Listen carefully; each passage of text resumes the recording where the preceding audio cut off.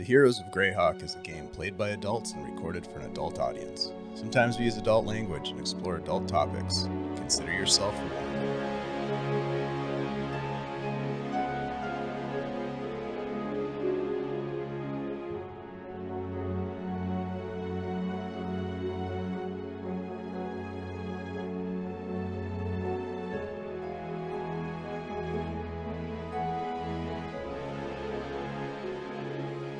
Hello, everyone, and welcome back to the Superior Adventurers Guild. My name is Dave, your humble Dungeon Master host and pal for a long time.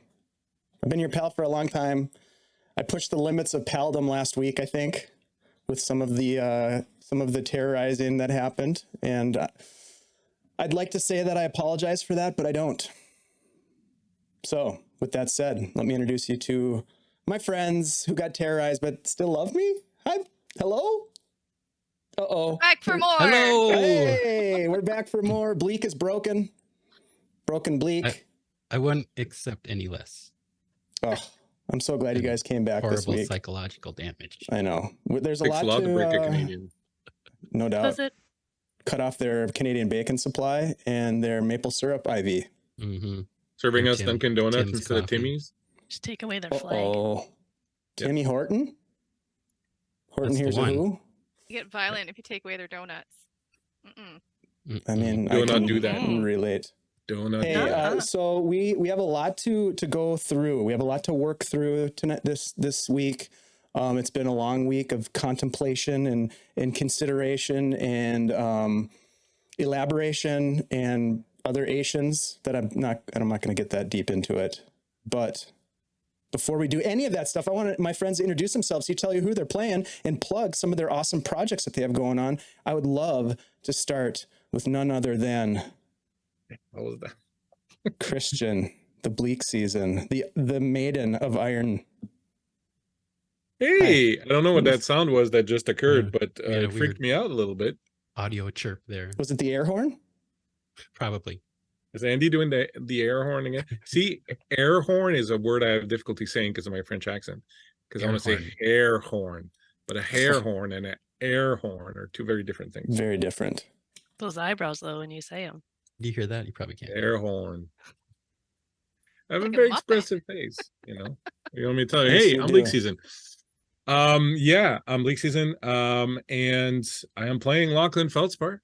I don't know if he's very electrifying.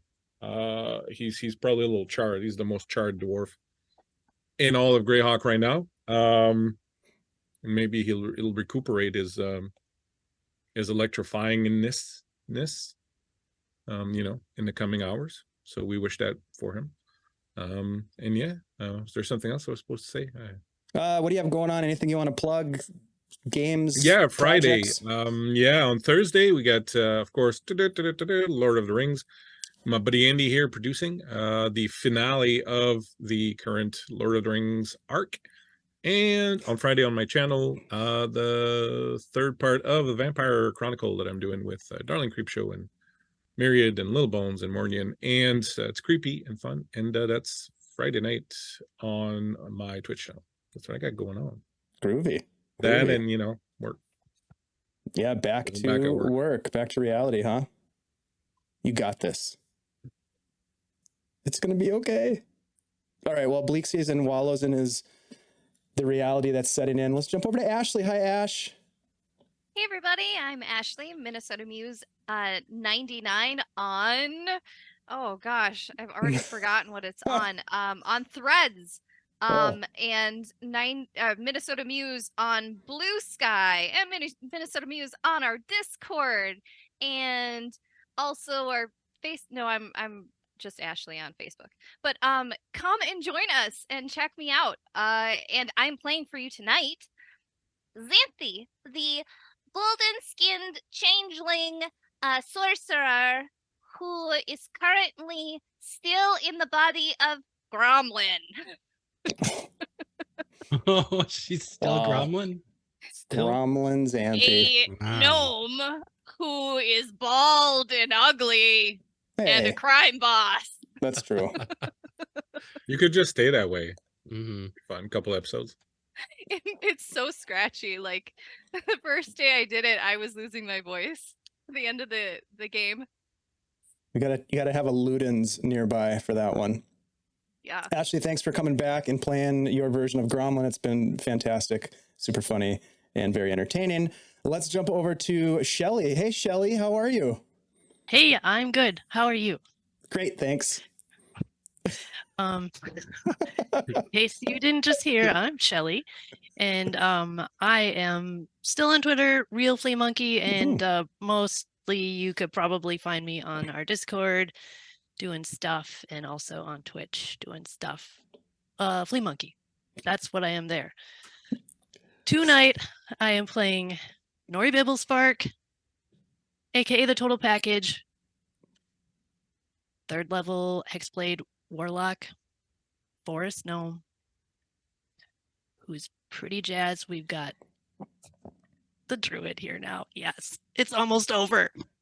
And it's only been like a week for you. But it's been like Yeah. a week for you is like 20 years for me. Actually, the reverse is probably true, but anyway. I mean, how long did gnomes live?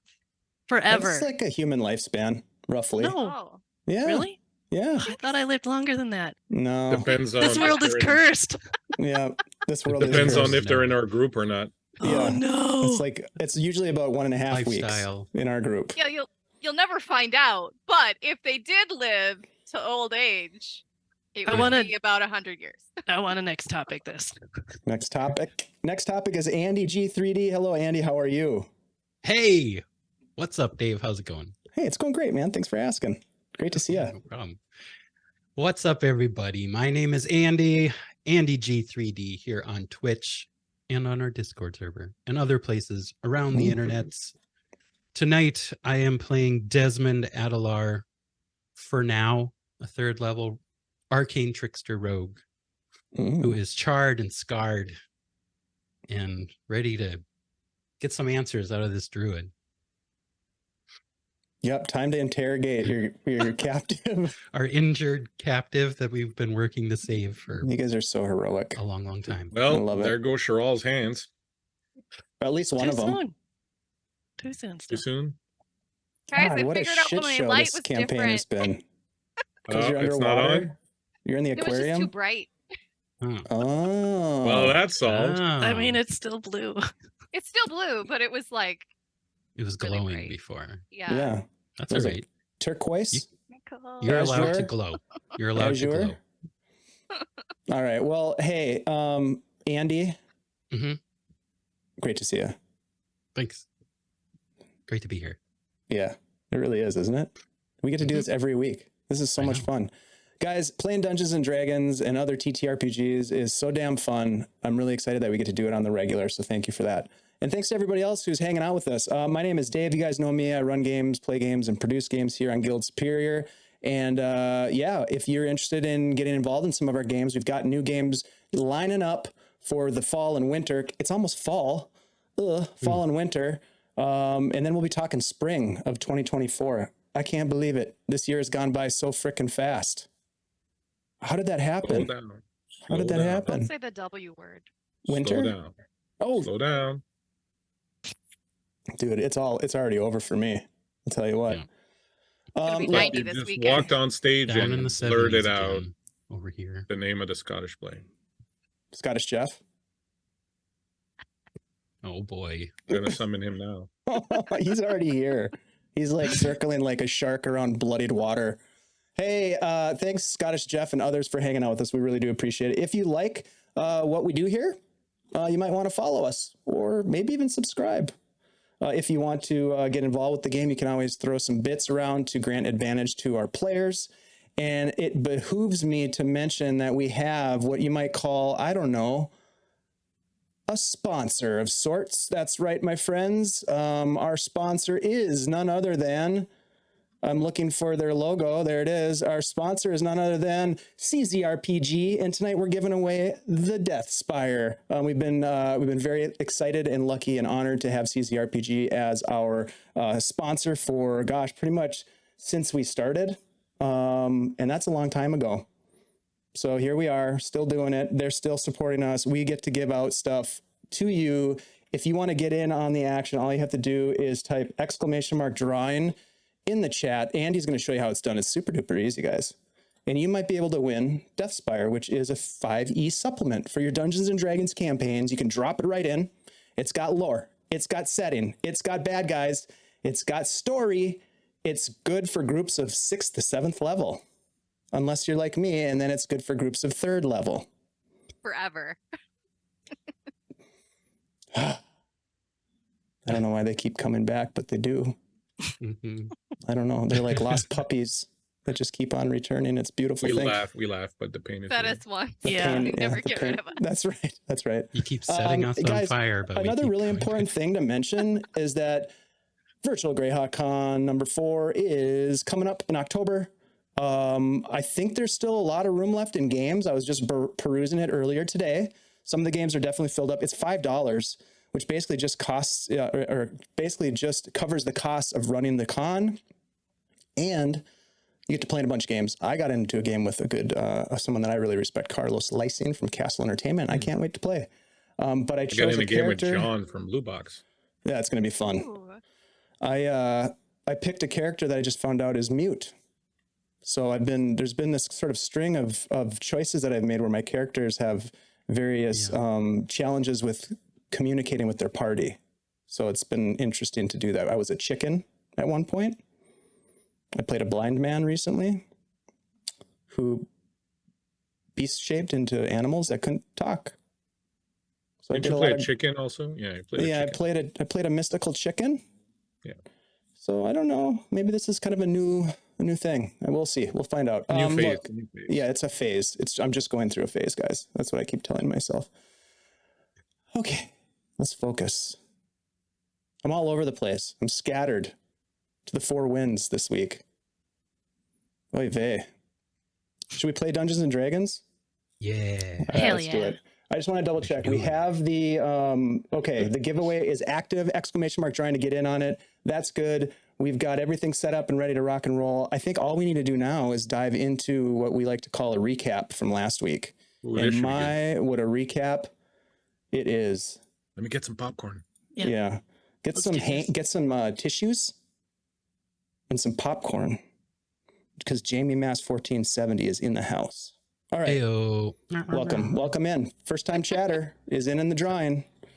Okay, focus, Dave. Here we go. In our last session, the party infiltrated the Black Hand hideout, located beneath a warehouse in the unassuming forest town known as Twilight Falls. With their sights set on locating a missing druid named Shirral, the team used subterfuge and deception to gain access to the underground lair. Especially with Xanthi's newfound shapeshifting abilities, they impersonated the Black Hand boss running the town, a guy by the name of Gromlin, and you tricked the guards big time. But you didn't trick old Tina, a veteran tracker and canine who could smell the truth.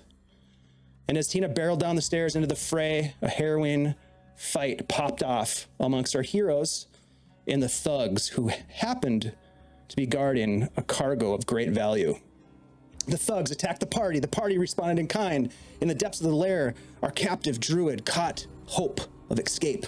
And as things seemed to be moving towards that end, the torches flickered to life, and fire elementals erupted into the fight. Unexpectedly, the thugs, they tried to flee, 2 of them successfully alerting the party to a secret escape route. But there would be no escape without Shirral. So the fire elemental assassin, real jerk by the way, burned its way across the battlefield.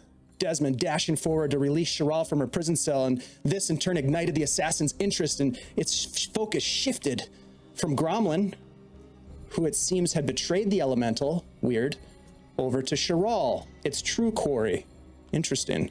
The party fought valiantly to save the druid and themselves from a fiery death, but they couldn't help Spugnoir, good old Spuggy, who erupted into flame and died on the cellar floor. Enraged, the party downed the elemental assassin and its mephit minions, but in doing so, our heroes triggered a self-destruct inferno. The body pulsing, growing in chaotic energy with each passing moment, nearing an explosive crescendo. In a split-second decision, Lachlan hoisted the burning assassin and ran its pulsing body to the far corner of the lair, hoping to shield his companions from the impending blast of flame. Offering up everything to his patron, the Stormcrow, Lachlan burned, while the others, including Shirral, made a break for the exit. His last act completed and his life snuffed out, nearly. For a blessing, perhaps from the Stormcrow, perhaps from some other entity, was levied upon Xanthi, who gathered her strength and bravery and raced back into the flames to find her friend Lachlan.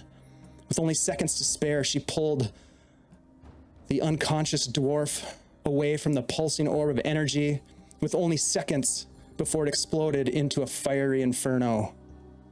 Pulled from the blast, Xanthi and Lachlan found themselves crawling up a ladder, surfacing outside the warehouse foundation, where their companions Nori and Desmond lay, gasping, with the semi-conscious druid, Shirral. My friends, as we return to the game,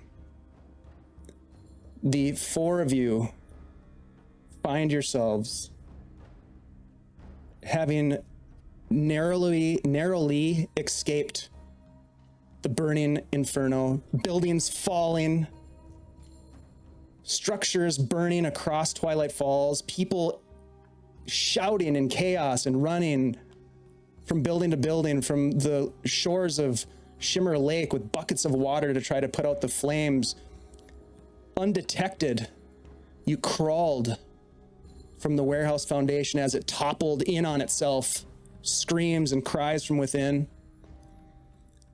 You quickly skulked away, finding some sort of cover underneath the canopy, the darkness providing you with a blanket of concealment. The four of you and Shirral take a heavy breath, catching your breath, your heart's pounding. Some of you burned severely in some cases, others having been magically healed.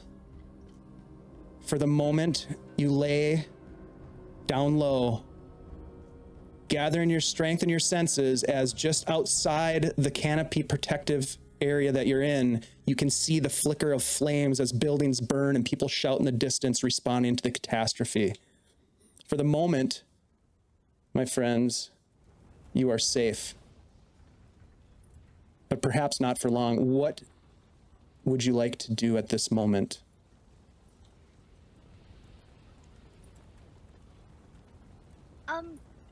Has anyone seen Thug?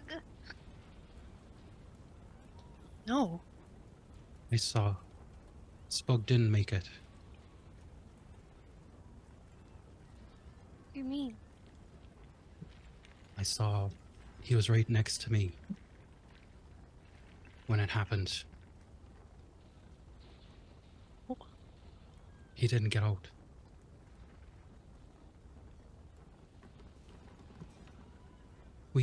I think we gotta keep moving though. We have to get out of here quickly.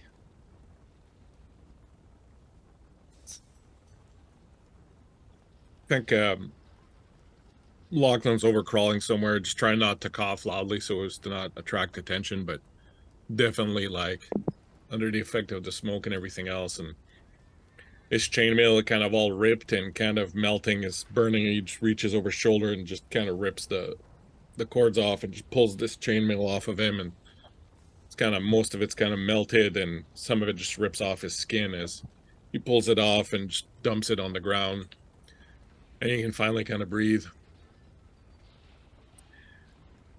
And he'll get up and he'll come over and he'll hand Xanthi a pair of spectacles, kind of half melted with one of the lenses cracked, and he'll hand that over to Xanthi and goes, "Yeah, good old Spuggy. He was in a tight spot and didn't make it out." Oh, God. He was helping get Shirral out when it happened. that thing just turned on us, and I think he was just closest. I don't. Told him to get out. Right. Nori's gonna reach over and squeeze Xanthi as tight as she possibly can. Just you, but you got Lachlan out, and like you might not be able to breathe very well because she's squeezing you so hard. Yup, I did. You probably have to make her let go. Okay, too much love. Okay. We'll talk all about it, but right now we have to get Shirral out of here. I don't think she's doing so well. I'm gonna take a quick look at Shirral before we move on, see if there's anything I can do to. I think it's the same thing that happened to Jeru. Give me a medicine check, Lachlan. Same kind of wound. Speaking of which, Xanthi has like melted back into a Xanthi form, and she's like pulling on her regular Xanthi like tunic thing that she wears. Ugh. It's hard to talk as someone else for a long time. I have 14 on the medicine. All right. So with that roll, Lachlan, you take a look at Shirral, and Shirral is in and out of consciousness, sweating profusely. Charred burns across the robes that she has on, which look like just sort of like an Under Armour sort of garments that you might wear, but they're burned. Her body it looks as though she has been put through the ringer even before perhaps the firefight happened. Maybe having been questioned pretty aggressively by the Black Hand, but the most immediate injuries, as you sort of peel back some of the burnt clothing that she wears, you can see that there is in the center of her chest, like mid-abdomen, a glowing ember inside of her body, and you can't really see an entry wound. You can see that there are burn marks as though if it like kind of exploded there, but it's not an open wound, but you can see it's glowing inside. And it looks like it's burning. She's in quite a bit of discomfort. And I don't remember if Lachlan had seen the injuries that had happened to Jeru or not. I'm thinking you probably did. I remember the healing didn't do anything for it.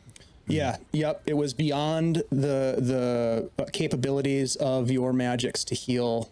But it looks like it's damn near the exact same wound that Jeru had. And we know that from what we heard from Isaac Finley, that Jeru did not make it ultimately.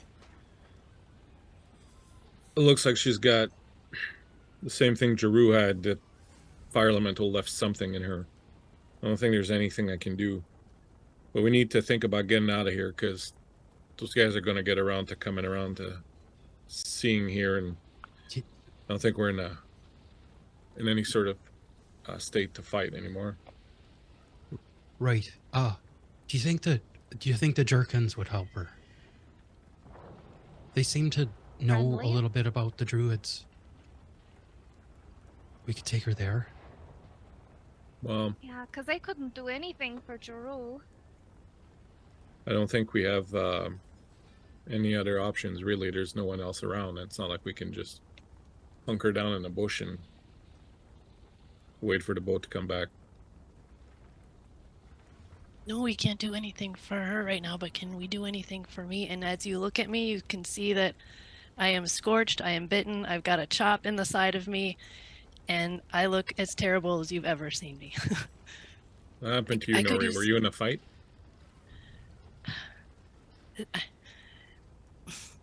And then I reach over and I hug him too. As you're hugging me, I'll give you my last healing your wounds.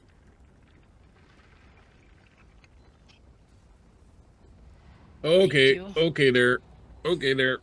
And I'll give you back 6 plus 3, 9 points. It's not a lot, but it's there. That is so much better than what I am. Yes, all right. Xanthi will then I like can't let go. hug both of you as you're hugging each other. So all three of us are hugging, and I'm gonna twin spell heal Lachlan, and Nori for, let's find out, at second level, by the way, 11 hit points each. We should hug like this more often. This is a really good touch. Cuddle puddle. Dez is going to start making a makeshift stretcher for them to carry Shirral on. I can probably. Actually, isn't Ashley like at 20-something strength right now? Isn't Santi like? You can literally just pick I'll up just- Shirral. I'll pick her up. And I'll carry her like a baby. How And long me. does that last? An hour. Okay, well, maybe while you do that, you could carry her now, and Dez will be Yeah, working let's on the get away stretcher. from here, and then later on Yeah. we'll do something. But yeah, Xanthi can just basically, which means when you let's calculate how much damage you did to us when you hugged us earlier. Yeah. How strong of a hug was that? My friends, Also, Xanthi like lets out this giant belch, and it smells wretched. she, she says, What was that? What kind of damage we taking "So now? I drank the potion, Oh, and Ugh. it was really bad. that smells like giant toe fungus. And What- I think that was a toenail. Did you chew? Did you eat was it? like Did- it you ate turned that into too? like this gummy consistency. It was very easy Oh, to it like wasn't- choke down, but oh man, the smell. it wasn't solid. All right, let's get out of here before I vomit. Yeah, let's That's go. just disgusting. As we leave, Alright. I'll take a last look at the burning warehouse, and I'll say just under my breath, "You did good, Spuggy. You did good." So as the Dave- four of you and Shirral set out, Andy, go ahead. What are you I gonna was ask? just going to say, could Des take a quick assessment of the town? Sure. Like, In what as they're sense? leaving, is what's his name's house on fire? Gromlins. Give me a perception check. That would have been something that maybe you looked at while you were racing out of town, I think, more than you'd be able to see from where you are, but go ahead and give me a roll. Natural one. You know, in the For a in the total in the of 5. chaos of the situation, you didn't really get a chance to look at it. Okay, You guys are probably, if we look at the map here, so we're heading like north out of town. you guys, yeah, basically heading north out of town. Let's see, we'll transition over here.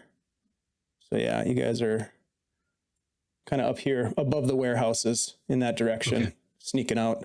So you'd have to kind of look back through, and you probably just went straight into the woods from the warehouses. So unclear. We'll leave that as a little bit of an unknown of what happened to Gromlin for the time being. I'm sure it'll come back to haunt us. I don't know why that would happen. Well, if nothing happened to his wife, I'm sure she's going to hunt down Des at some point in the future. Her and the boys. Her and her hook hand. Her and the boy. The boy, yeah, the boy. And the boy. Oh, boy. Well, you can get a prosthetic Right. boy. Mm. Kind of a Permanent strap boy. on. Oh god. All right, So so anyway. yeah, next topic. So Moving where on. are you guys going? I'm guessing we'll head where we met the Jerkins the first time when we went with Where the With stump Carl. is.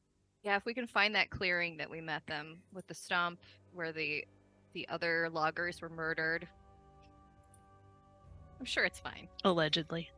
allegedly. Yeah, because Isaac had told you to, if you ever needed to get in touch with them, you're like, how do we get in touch with you? He's like, well, we'll get in touch with you, but just leave an X in the stump. So you guys kind of remember where that is, I'm sure. Yeah. It'll take you some time to get there, but you let's see how long it takes. Give me a group survival check, please.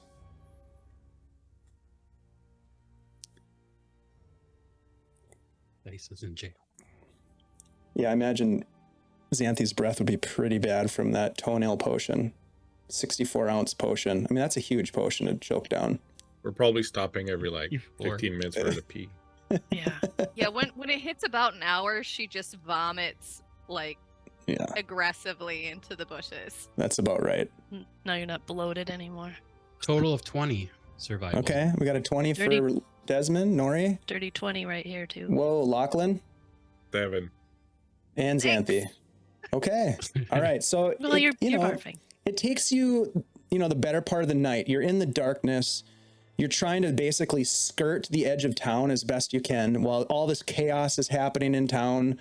It seems as though nobody's really on the hunt yet for whoever instigated all this chaos, but they're dealing with the problems at hand. Meanwhile, you're sort of making your way around the perimeter, maybe using some of the light from the fire to kind of relay locations that you recognize. You make your way past the logging camp and follow the road that heads north as best you can, but staying out of any sort of harm's way for the better part of the night. You make your way into an open grove that has been logged over, an open area in the forest, and you think you're in the right spot. Give me an investigation check, please, if you are looking for the stump. Pretty good. 25. Okay. 3. Okay. It wouldn't make sense that Des is pretty good at finding stumps. It's on Making them brand. too. Jesus, you guys are terrifying. 7. All right, so as you sort of scour, you're like, all right, we got to find that stump, right? And you set Shirral, prop Shirral up against one of the stumps, perhaps, to let them rest while you search about. And Desmond, you're pretty sure you remember exactly where it happened. And you walk straight to the stump, and for the best you can tell, it's the stump. All right. Oh, I'm pretty sure this is it. I think we should risk a little light. Because we're pretty far away from the... Yeah, you're a couple. Logging You're camp now, at right? this point. It's like maybe the first glimmer of a sun on the horizon is starting to show. It's been a long night between the infiltration, the battle, the chaos, and then trying to find your way out to this patch of a specific patch of the forest. It's taken you the better part of the night. So it's the wee hours. Have a torch because I dropped mine inside the warehouse. I can cast a light cantrip. So I think I still have my lantern too. We could just put the lantern up. Yeah. By the way, do you think that the Black Hand will think that this was just us burning down the entire town? Well, if anybody survived that thing, they sure saw that. But they may not even know it was us, right? Because the only person that really knew there was something wrong was Tina and her handler. Right. And the fire was everywhere. Yeah, we didn't Well- light those fires. That mage Gremlin. did look at me really shifty before I escaped. If Gremlin lives through this, he's gonna know that we messed with him the same Yeah. night. And his That's wife. if. And his wife, which enough. are probably tied to the bed, dying. Maybe We don't know his house is on fire. Maybe his house We is don't know. fine. that assassin A went lot there of- first. Well, I don't think Illogical. so because, he thought I was Gromlin and he tried to murder me. Mhm. So if he had already murdered Gromlin, he would have been more surprised to see Hmm. another Gromlin. I think he didn't see through your disguise and he thought Gromlin was betraying by bringing us down there, which is what I think is probably why he was like, you traitor or whatever.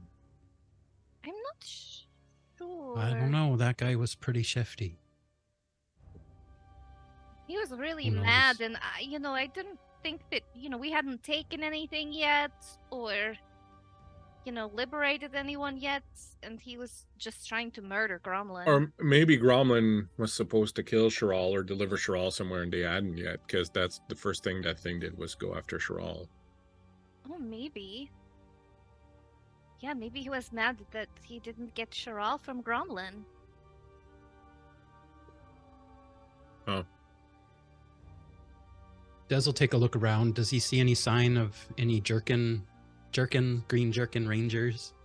Any jerks nearby? Any of these jerks? No jerkin that you can tell. No beef jerkin. Still dark. There could be jerkins everywhere. All right, well, let's find a place to camp down. We'll try to make Shirral as comfortable as possible, and then we'll hunker down and we can take some turn getting some rest. No use in all standing around this stump until they show up. They're going to show up when they show up. Maybe, But I maybe think just if mark by it. the morning, I think by the morning, if they haven't showed up, we need to think about moving because they're probably going to be coming here. Maybe just mark it with the chalk. I'll go over and I'll do that. With a piece of chalk, I'll put an X on it. I'm sure they'll probably see us anyways, but Yeah. And then let's find a place to hunker down for a little bit. See if there's anything we can do to make Shirral a little bit more comfortable. And keep an eye out for any of that mold, because there was some mold around here, and I don't want any undead badgers or centipedes or mushroom men coming to attack us. That would complete the day, though, wouldn't it? It really would.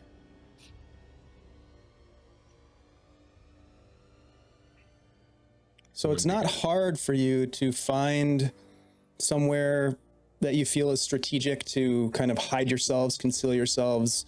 Again,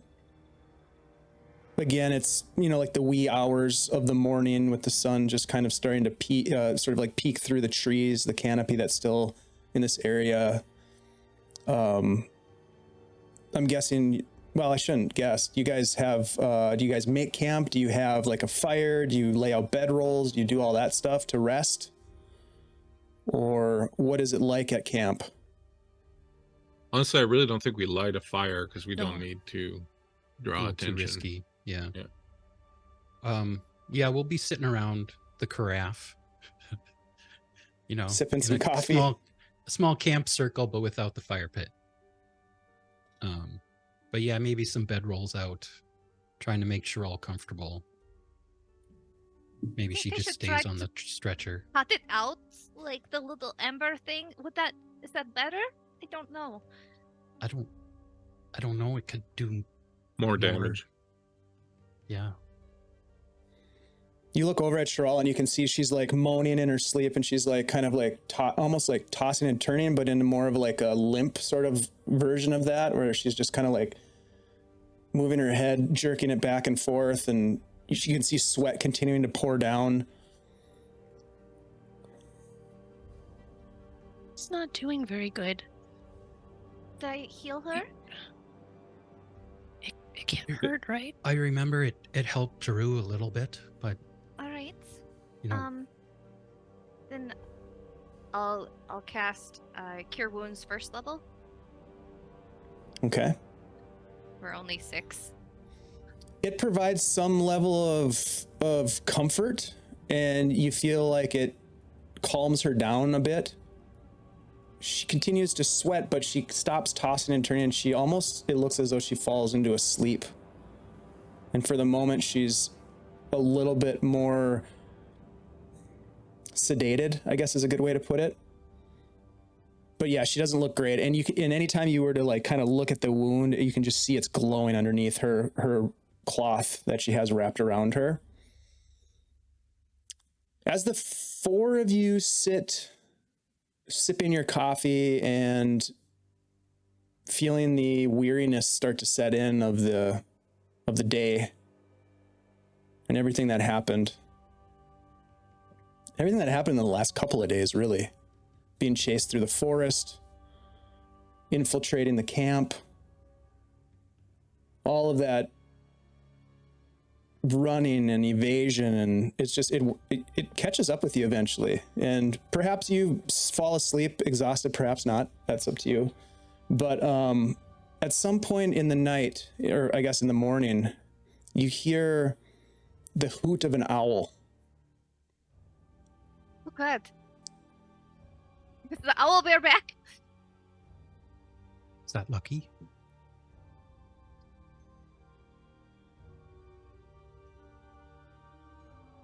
I don't know. You tell me. Is it lucky? I don't think it is. Might be the Jerkins. As he Might be says like that, you the hear a second hoot from a different direction. And then you hear a twig snap. Xanthe tries to make a terrible owl sound. You hear footsteps coming, and you hear a voice. As the four of you sort of turn to look, caught a little bit off guard, you see none other than Isaac Finley, one of the Green Jerkin Rangers, who comes up and, as if invited, sits down with you, cross-legged. He says, "Well, it looks like you made a bit of a mess of Twilight Falls then." That was not mostly us. We could really use your help, though. I can see this is Shirral. Yes. Yep. He moves over to her and looks at her. You can see he's examining her as well. This is There not was- good. This weird elemental person there, and like these little fire people, and they set everything on fire. Well, we were in the process of trying to save Shirral. That thing attacked the town. And The it same went thing that- right for Shirral.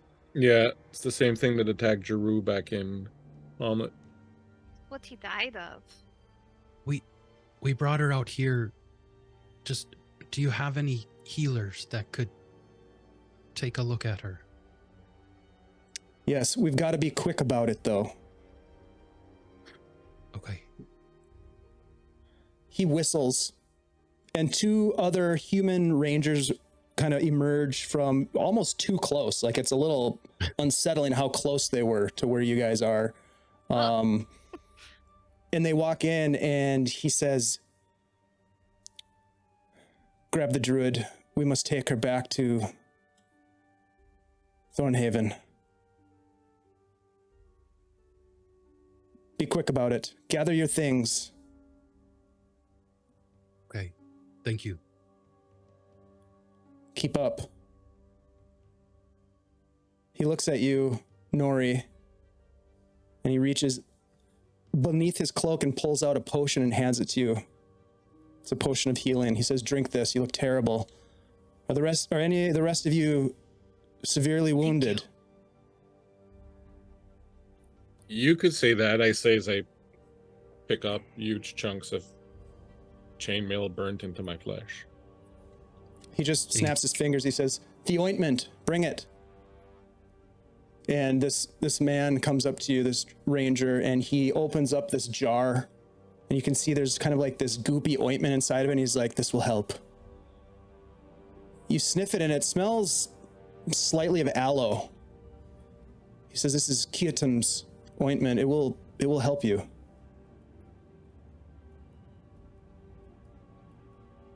You rub it on your wound. A little. Yeah, I take off injured. my shirt and then, like, all glistening, and just sort of rub it all over. Nori comes over to help you get it on your back. Thanks, Nori. It's very nice of you. You regain 15 hit points. Xanthe just watches. Seriously, why do all the dwarves keep getting naked? Nori, do you take the potion right away? Yeah, I chugged it right away. Okay. Des is still trying to figure it out. You have 8 points of healing from the potion. Nori Well, takes a deep breath. oh. I feel great. Xanthe Well then. doesn't look necessarily burned, but because she morphed after getting injured, so she just looks odd. Like maybe like under her eyes there are like darker circles. Like she just looks a little ill.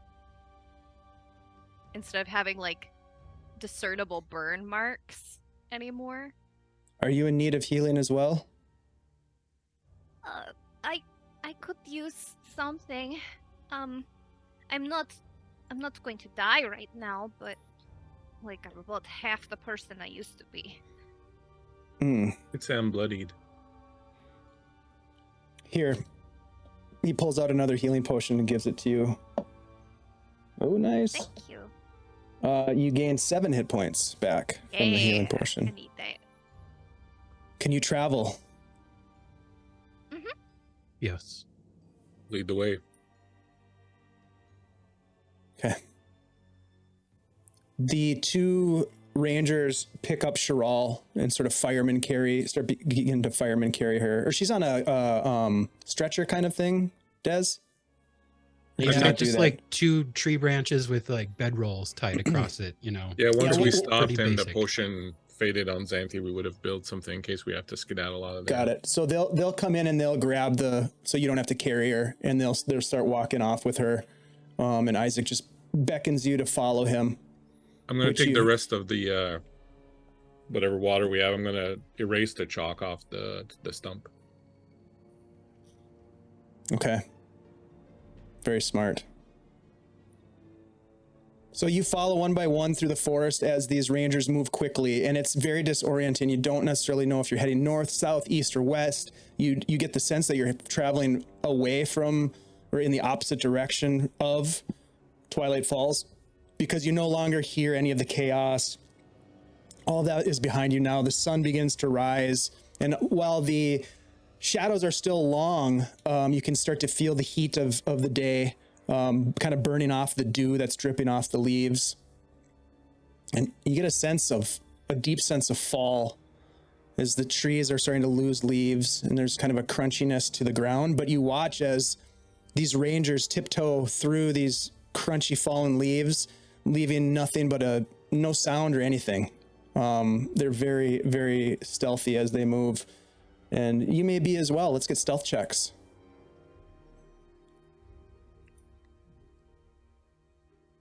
Ooh, uncharacteristically stealthy as I copy them. Dirty 20. Nice. I no longer have disadvantage, for I have removed my channel. 28. No, sorry, Wow. 26. Wow. That's pretty good. I think Nori's probably looking at some of the maybe different flora. She rolled a 5. Okay. I got a Trying to 15. explore some stuff. There's no judgment from any of these rangers. They do their thing and they don't pay a whole lot of attention to you, really. They see you, they see to you. They sort of urge you forward. If you start to fall behind at all, they sort of cheer you on, maybe giving you a water flask, a water skin to drink water. It seems as though they have sort of shifted into more of a protective sort of role as they now see that you are under their protection. And, Isaac is walking pretty stoically, not talking a whole lot and just leading the way. And eventually you break through this dense thicket where you're just following game trails that almost seem to be impossible to traverse, yet you do. It's almost as if the thicket moves away as you're walking through, the thorns and the vines kind of spreading open for you to walk into this large clearing. And you can see atop this hill a wooden outpost of sorts, strategically placed likely on the top of this hill. There's a wooden palisade that runs most of the perimeter, reinforced with sharpened stakes. It appears as you step forward to be rather large, deceptively large, and well maintained. You can see that there are rangers up along the walls, walking some sort of a trellis or a catwalk up on the top of the wall, kind of looking down and they seem to have longbows at their disposal. And you're led into the interior, walking through the gates. The gates open up as you walk in, and you can see that there is, green banners that are waving with their insignias fluttering on banners. There's the gated entrance with two rangers that are in their distinct green jerkin garb with bows. They're standing guard and sort of nodding and greeting their fellow rangers as they enter into the space. You can see that as you look inside, there are what appear to be a group of men and some women, like eating breakfast, getting food. There's another area where there's some training going on, probably some morning exercises of some kind, some arrow practice, some bow and arrow practice, that sort of thing. There's a smoky chimney from what is probably the galley, little trails of smoke sort of billowing up from it. It smells good. Whatever they're eating smells very good. Well, there seems to be like a garden off to the side. It seems like a self-contained little fort atop the hill. And Shirral is whisked away into one of the tents. If you want to follow, you can. If you don't, that's okay too. But they bring her into a tent to attend to her. Isaac looks to you and says, if you're in need of rest, there's cots for you in that tent right there. And he points over, and there's this sort of longhouse style tent. Looks like probably the communal sleeping space. And he says, we can do our best to give you some quiet. You look like you need some rest. When you're ready, come and find me. I'll have Selen posted at the door if you need anything. Selen will help you. Selen, come to me when they're ready. I have a question before you leave. Were you there last night?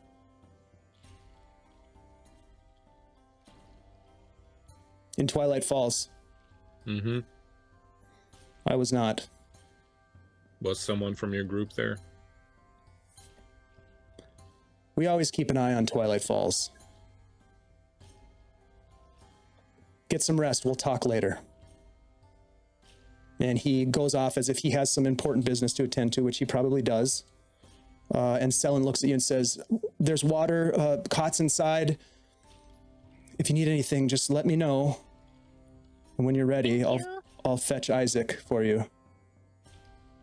And he just kind of pulls back the tent flap so you can walk inside. And as you go inside, as you each enter, it looks to be very organized.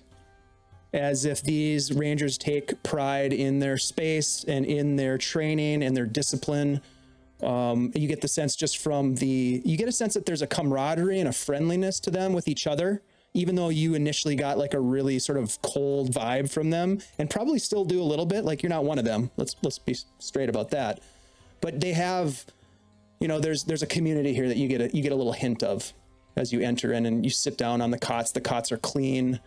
They're well built out of wood, and it looks like they've woven their own fibers out of local plants to create the sleeping platform.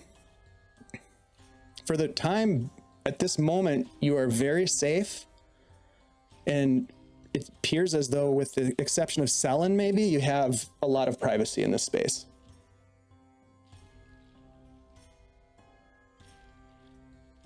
You're looking so much better, Lachlan. Yeah, I wish I felt better too. I'm really glad that you're alive. Me too. I didn't take the time to properly thank you. I think what you did took a tremendous amount of courage. And I owe you my life. You don't have to thank me. You're my friend, and of course I would go back for you. And as long as I possibly can, I will rip you back from the other side. Well, it's turning into a full-time job. Means you're used to it. All right, before I start getting all misty-eyed, I think I'm gonna take one of those cots and try to grab a couple Z's. I think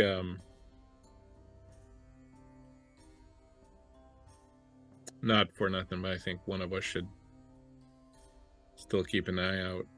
We don't really know exactly what these rangers are all about, so if you give me a couple hours sleep, I'll pick up for whoever is staying up for now. But if one of you can find it in them to stay up for a little bit while the rest of us get some kip, then just wake me in a couple hours and we'll swap it out. I can take the first shift if everybody wants to get some rest. All right. Oh, before you do, what do you have in your bag that you think is magical?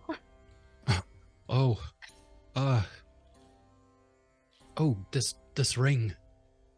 Okay. Could you look at this ring? All right. Identify. Give me an Arcana check. Alrighty. Ring of fire resistance. 11. All right, so you get a sense that this ring, it definitely gives off the magical vibe of a protective magic. And you have probably heard of these before. It's considered a ring of protection. Oh man, I wish I had this before. God, Bug could have used this. Well, you have it now, and Des will put it in Xanthi's hand. Oh. Tell you one thing from what I saw of how Spug went off to his just desserts, that wouldn't have helped him. No, I don't think so. Such a good guy. I mean, like, yeah, he was very squishy, but, like, he meant well. And he He fought was well, doing- too. Yes, he was doing really well. He was becoming a real hero. He took down a lot of monsters, like, he got the last shot on a lot of these really impressive things. Usually that makes me angry when I don't get the final shot, but with Spug, I was just proud of him. He was so happy, too. When we get back to Hamlet, we'll spread the good words about the heroic deeds of Spugmore.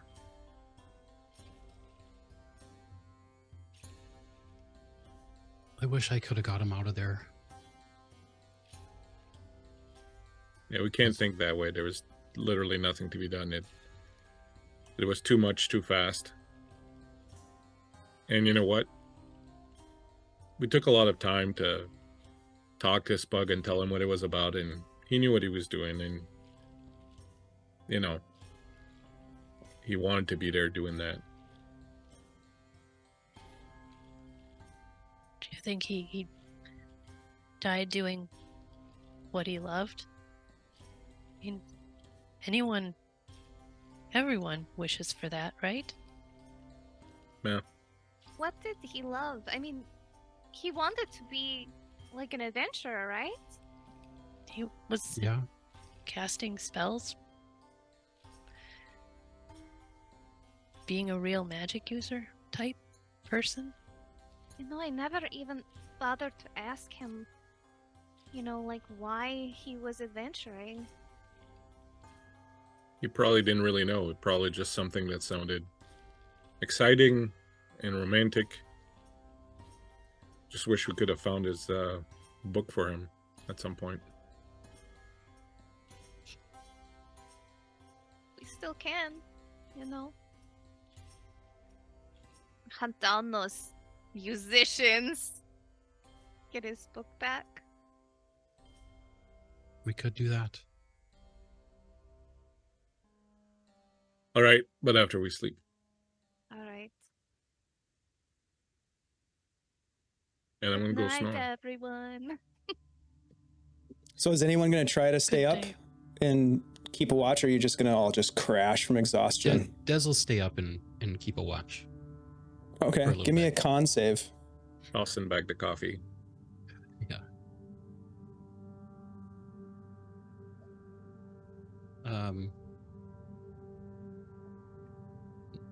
19. Okay, yeah, you fight hard to not fall asleep.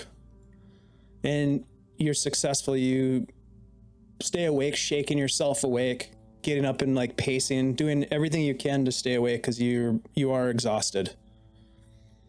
But you manage to stay awake.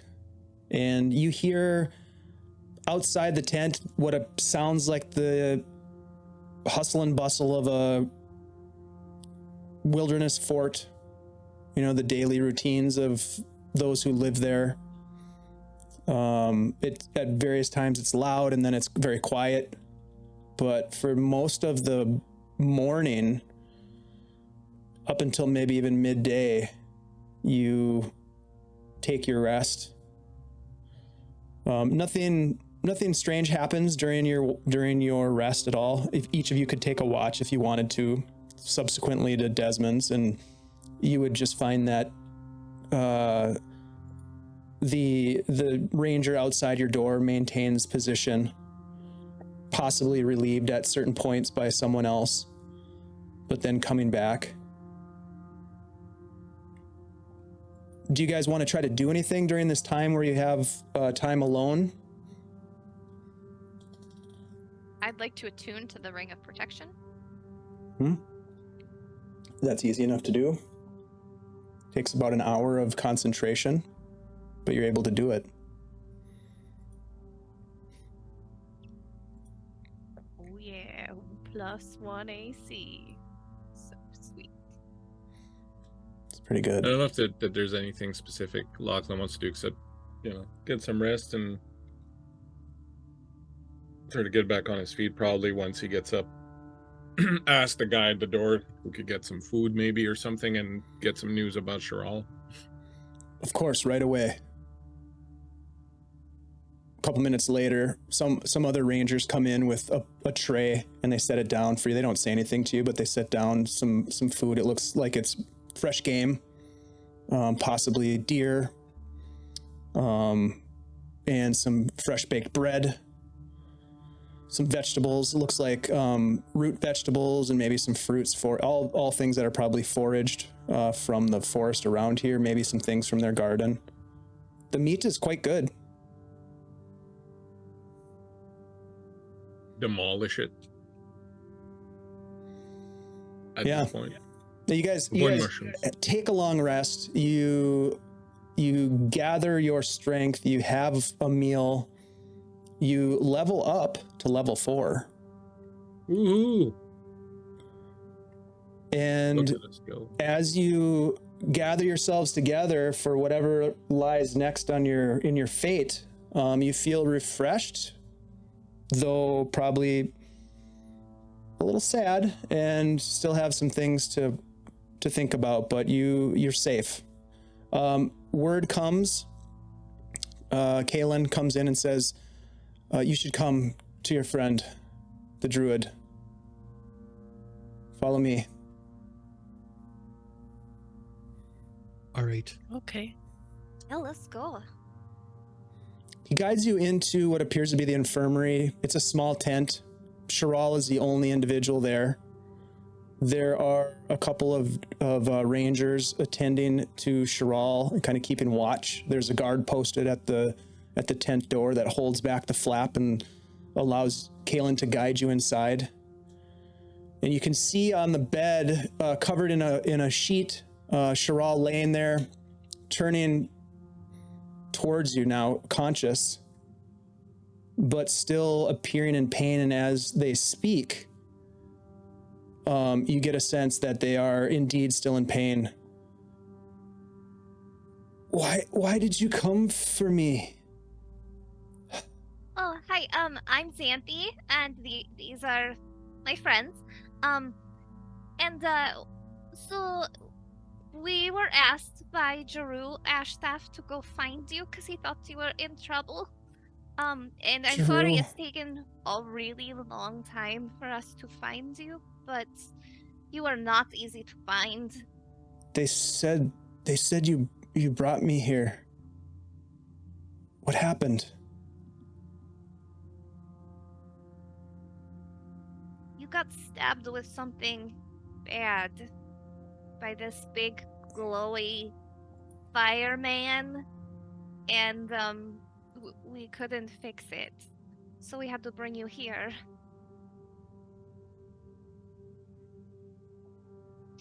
The elementals.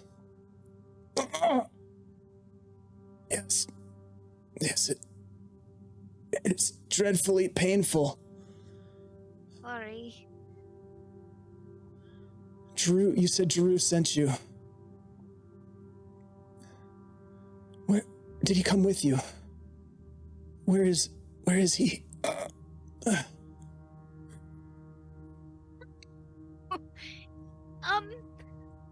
Hamlet was attacked by that same creature, that fire creature, No. and it also wounded Jeru. Yeah, he was really sick when he asked us to go find you, because we couldn't help him. Wounded him, you say? Like you're wounded. What became of his wounds? The last we heard was from these rangers here who told us that unfortunately Jeru had not survived. Kalen looking down at his feet, says, "It's true, milady. Drew Astef has passed." She just closes her eyes. You can see a tear rolling down her cheek. This bodes ill for all who inhabit the gnarly forest. Do you Bodes know ill for why me. you were attacked? Like, why was that angry fire person after you? And Jeru. And Andrew? How much do you know? How much do you know about the elementals who attacked us? Well, we know that you can't fight them with fire. Doesn't do much. And they, they're really tough to kill. They explode. That's what we know.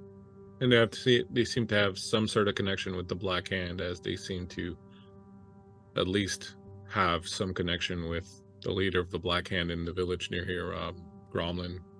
Yeah, they really hated Gromlin. He is an evil man.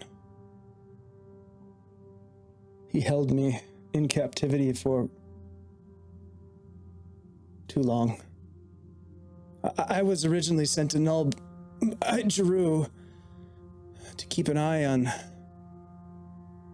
the temple, to look out for signs of gathering forces, rising evil powers, and everything I chased down leads, they all were dead ends. There was some indication of forces gathering, but they were nothing but thugs and river pirates, but there was something else that they were up to. I dug deeper and I learned that Talib and Squint Eye were working for the Black Hand. Yes, the Black Hand had expanded regionally from Verbobank to the Free City, seeking some way to unlock the powers of the old faith to some dark end. Gathering forces, weapons, magics to empower something that I saw in McKinty's ledger. The Dark Druids.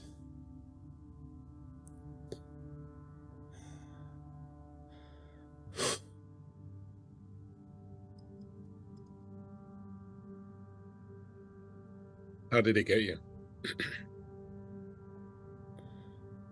I was a fool to think that I could continue the charade. They sent me to Twilight Falls aboard a small riverboat. In the night, I was knocked unconscious or something happened, and I woke up in that god-awful cell in that dark place, and that little fucking gnome was relentless, asking me questions about Drew and questioning me, all these questions about Oakvein and the elves in the circle,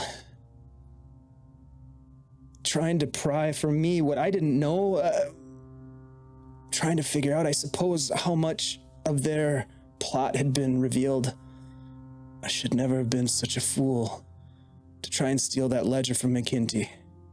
I pushed it too far. But look at me, doomed to die, I suppose, just like Drew.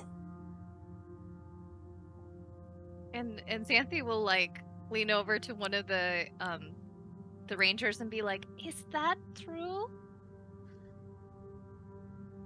Is she dying?" We have sent runners to seek out a powerful healer that lives in the forest nearby, a powerful healer who could be able to help. We don't know, but we do not have the capacity amongst our ranks to save her. Not a bog witch, is it? Like, I mean, mostly things end up working out, but there's a lot of questionable things about getting there. We've never called her a witch, but I think that terminology is a bit subjective in its usage. Okay. What was her name? Willow Whisperwind? Oh, okay. A new one. Yeah, that's not the one we know. Shirral, so let's say, let me give it D4. So Desmond, you're standing sort of at the bedside of where Shirral is. And you can all of a sudden, as you're having this conversation, you feel her hand grip your wrist. And she says, "You cannot trust the Dark Druids. There is a corruption amongst the circle. Drew knew it. I thought he was crazy, but when Druids made some deal with the Black Hand to procure magics, I fear they seek to unlock something that could undo the balance that we've fought so hard to maintain with the banishment of those who would seek to unleash the evil of the temple. They seek to have it rise once again. I do not know why." When you say they, you mean the Black Hand and these druids, or is there something more behind it? I do not know the full story. I caught only a glimpse, and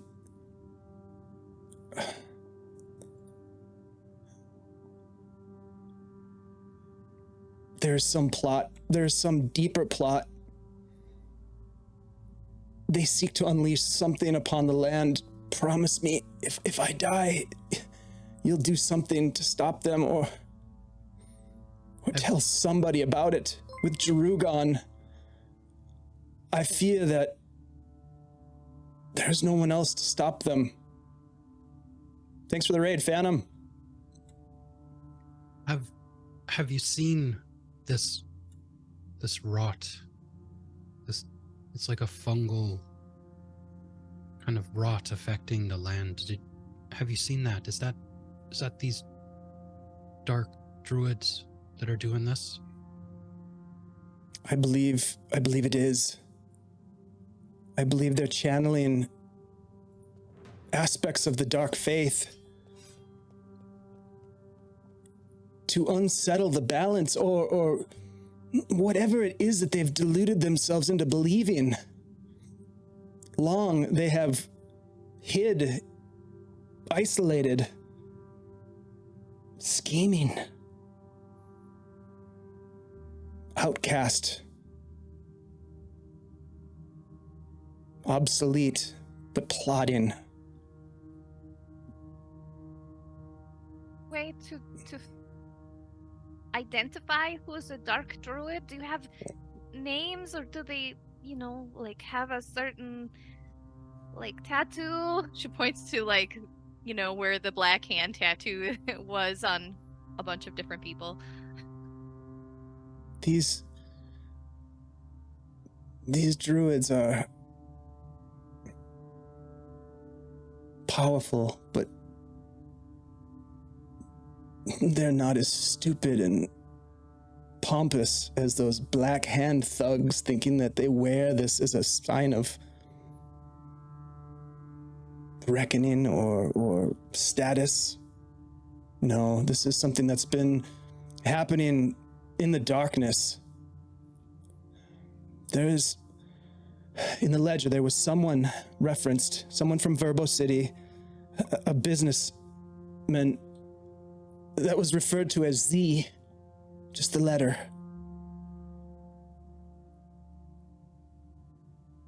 But I believe, and Drew as well, that these dark druids were channeling sorcery of the Earthland. I believe that they think that they will bring about a cataclysmic rebalancing.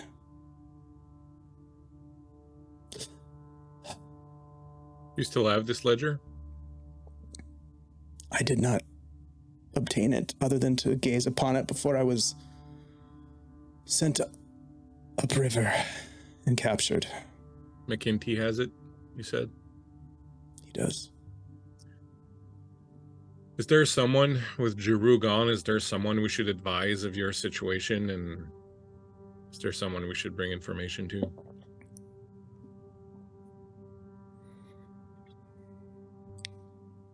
I don't know who to trust anymore.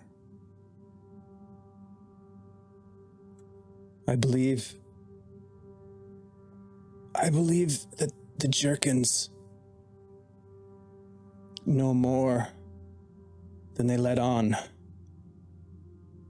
Though I do not begrudge them for keeping their secrets.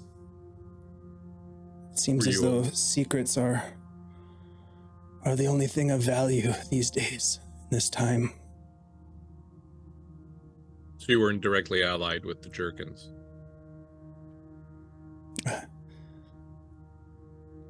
I know of them. I respect them and I thank them for taking us in. Your group have a name? Are you No. circle of something, or Druids of the Gnarly Forest we were. But perhaps that has been rent asunder.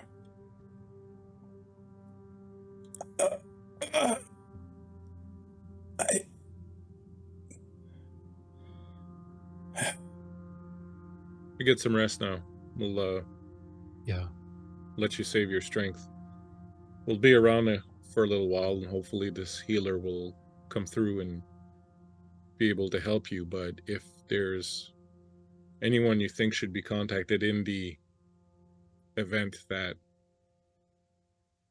the healer can't do anything for you, if there's anything you want brought somewhere or someone you want advised of what's happened with you. We'll see to that. So when you've gathered some strength, if you want to let us or the Jerkins know, or I'm just sorry we couldn't get to you earlier and we couldn't protect you from that thing. We've been looking for you for a while, but we should have hurried a little more, I guess. Thank you Very for sorry. finding me when you did. I do believe that my end was near either way. Do not leave. Such a relief not to find a corpse.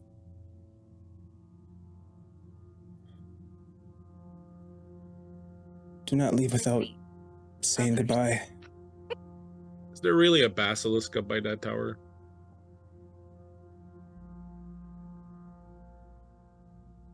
The temple, you mean? Yeah, the temple. I thought it was just a rash. They might have been saying The that to rash keep is people away. real. There's something going around, Nulb. Oh, Oh, The rash is real. That's my takeaway from this. it's a good thing we got out of there when we did. There are many false rumors floating about. Whether there's a basilisk or not, I do not know, but there is definitely a rash. I did not get it, by the way, for the record. And that's canon. we believe you. I believe Thank you. Des takes a step back. Just kidding. Would there Wipes there his still arm be- off on his shirt. would there still be a point to trying to get the ledger from McKinty? I believe that I gathered as much as I could, as much as I can remember. Someone named Z, a leader in the Black Hand, perhaps at the head of it. I don't know. The Dark Druids in league with the Black Hand, the Dark Druids seeking to enact some cataclysmic rebalancing. I believe, Z as as in Jeru Zane. did. Her name starts with an X, I think.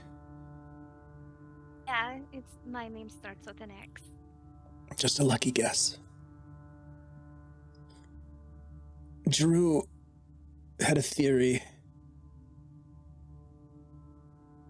that somehow this was connected to the shards of Sulfides, but I don't know. I don't know what that is.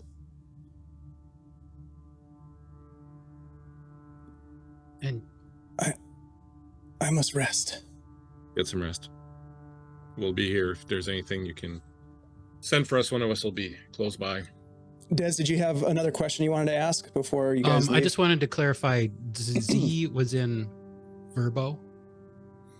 She found out that so when she nipped the ledger from McKinty momentarily and looked through it, she saw that there were some indications that the Black Hand was shipping goods to the Free City of Greyhawk, that someone named Z was at the head. You know, there was reference to someone named Z. Someone named Z was in the ledger in various locations. She took that to mean that perhaps this was the leader of the Black Hand, or a high-ranking individual above Talib, above Squint Eye, above McKinty, even above Gromlin and all of that. And then she made reference to the Dark Druids, the Dark Faith, and the Urflan sorcerers. And those are kind of the main things. And then she just kind of mentioned the shards of Sulfides, that she doesn't really know what it is, but it was some sort of a theory that Jeru was working on. But obviously Jeru and then later Shirral had some idea that there was something going on, and that it somehow was set in motion to influence what was happening at the Temple of Elemental Evil, perhaps, or maybe even something bigger. But her job was to, as she mentioned, keep an eye on the temple and keep track of anything happening there, forces mounting and that sort of thing. And she got sidetracked. Somehow her research took her down this other track where she uncovered these references. And she's been kind of putting these things together as best she can in her state for you.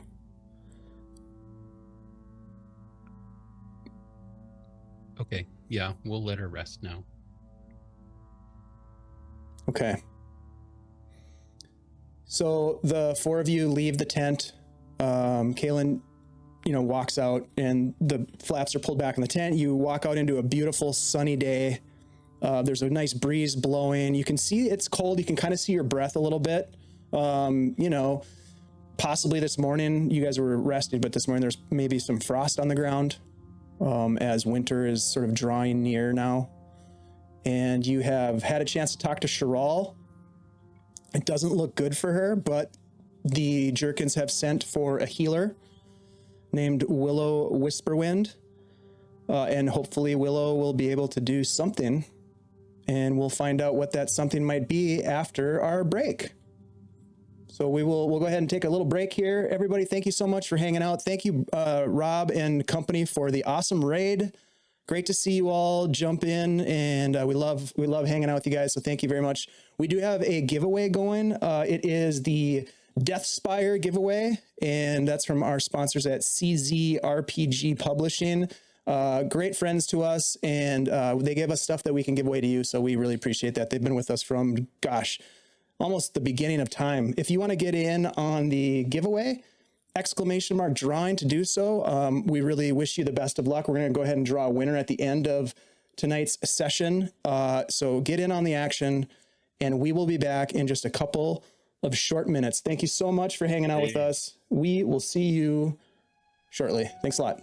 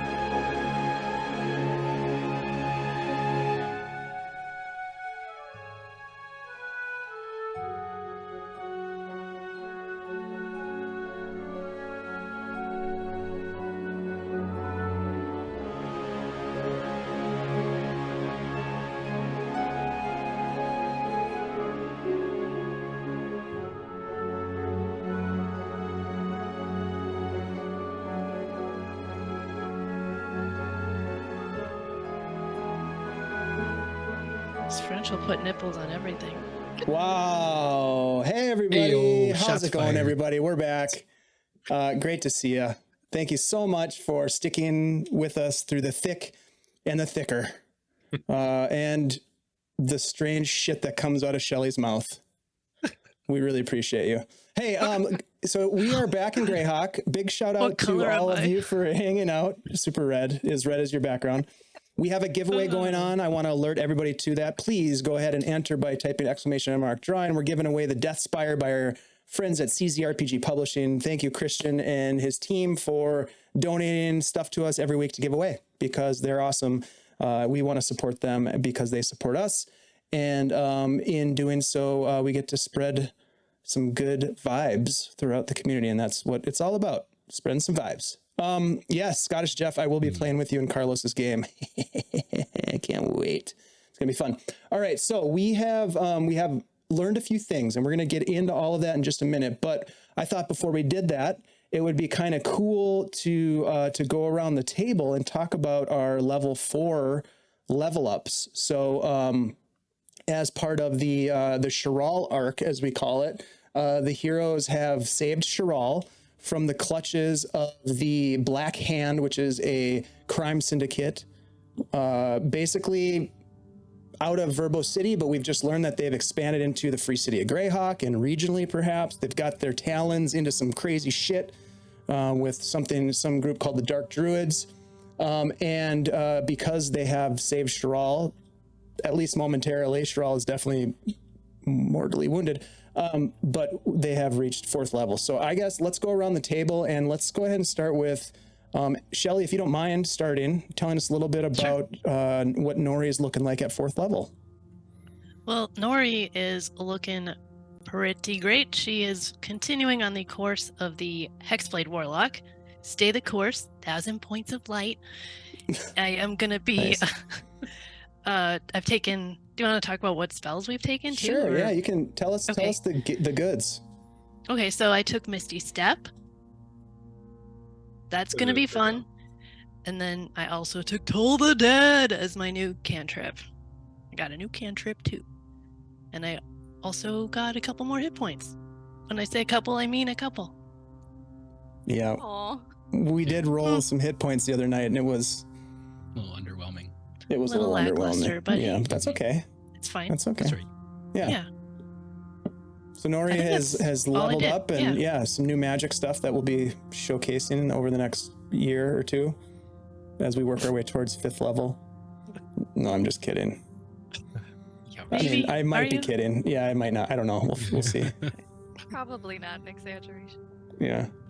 Speaking of exaggerations, let's go to Ashley. Let's go to you next. Hey everybody. So I continued on and I also took another level in Sorcerer. And because this is 4th level, I get a feat. And so I took Metamagic Adept, which gives me 2 additional types of sorcerer metamagics. And Sweet. so I chose, so I already had distant and extended, but now I took transmuted because I realized that mostly I have fire spells and lightning, and that really didn't help against fire creatures. So now I can change it to like acid or cold or poison or thunder. With any spell attack, you can use a metamagic point to change the damage type. Is that right? Correct. Wow, that's cool. Whoa. That is cool. And I also have twinned, or actually, sorry, I had twinned before. Distant is the new one, so even a touch attack is now 30 feet. Whoa. So Not I just can heal you attack, right? guys Yeah, across like the heal. room. Yeah. Cure I wounds. can attack from twice as far away. It's pretty sweet. That is great. And I got some spells. So I took Shape Water as a cantrip, and I'm very excited to see what I can do with that. Mm-hmm. And I also took Chromatic Orb, so yeah. that'll be exciting. That's a great spell. Yeah, it is. Very cool. All right. Well, thanks, Ashley. I'm excited to see all that in play. Let's jump over to Lachlan. Christian, what do you got for us? I actually strayed from the path of the cleric. Then sort of building it for a little while, with Lachlan's increasing inner rage, sort of having difficulty keeping control on it, and eventually last game it came out, and he went all Wolvie Berserk style, and so I followed that up by taking a level of Barbarian, mostly because I'm usually the one who ends up tanking with my face, and it hurts. I mean, I'm a pretty dwarf, and I'm starting to look ugly. So I figured I needed something to give me a bit of a boost on the damage taken front and all that. And the first level of Barbarian, of course, gives me Rage, which is good. Of course, one of the things we talked about was the fact that I can't cast spells while I'm raging. But since I find that Rage is overpowered to begin with, I felt that was a good trade-off of not being able to do that. So it's a choice I have to make, and I like that. I like to have, consequences and choices to make results for. So went with that. I got a bunch of good hit points too, because all of a sudden I had a D12 hit dice, so I got like 8 hit points, I think, plus a con bonus of +4. So it really padded, it really padded the business. And yeah, that's basically all I got was rage and those hit points. But I was kind of looking forward to 4th level because I really kind of want. I'm a huge fan of the Feat Sentinel. Huge fan of the Feat Sentinel. huge, and I was going for that, but so I'm kind of delayed now from getting that, but I think the rage will come into play nicely, and I got to very dramatically remove my chainmail earlier and throw it away, and I got a bonus rub down by the total package. So that's really what I got for my leveling was the rub down by the total package. I mean, That was a level up for sure. if every level was like that, Oh my god. I mean, that's not nothing. that's not nothing. Oh no, it's something, all right. It's something. Wow. It's something. Nori is the most eligible bachelorette in all of Greyhawk. Hey, that could be my new line. Oh my god. I'm She's searching playing the for field. one. Oh boy.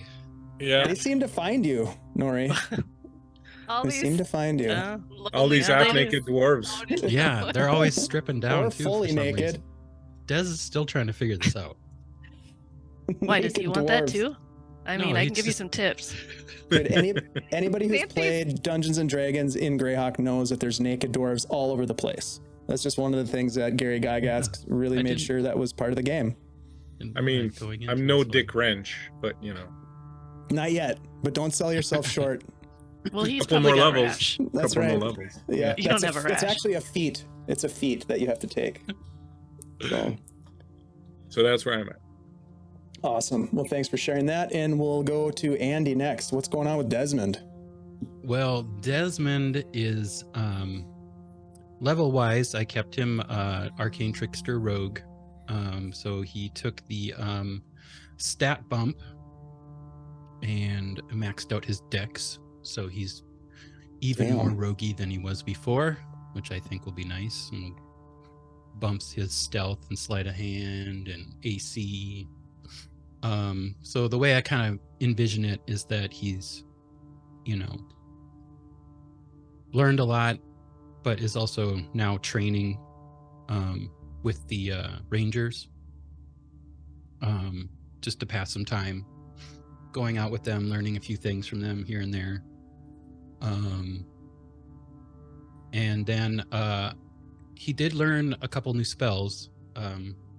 He trained out Sleep for Color Spray and went with Charm Person as his new spell. So the way I kind of envision that happening is that he, he was going through his things and he found that Spug had left him kind of like a little, like who knows how long it was in there, but it's like a little spell book with the stuff that he had learned from Spug in it.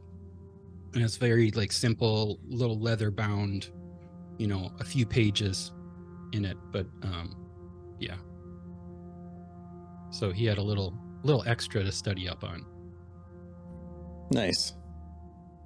Are we sure That's that's great. not the spell book that Spug was looking for to begin with? Are we sure that you're not the one who...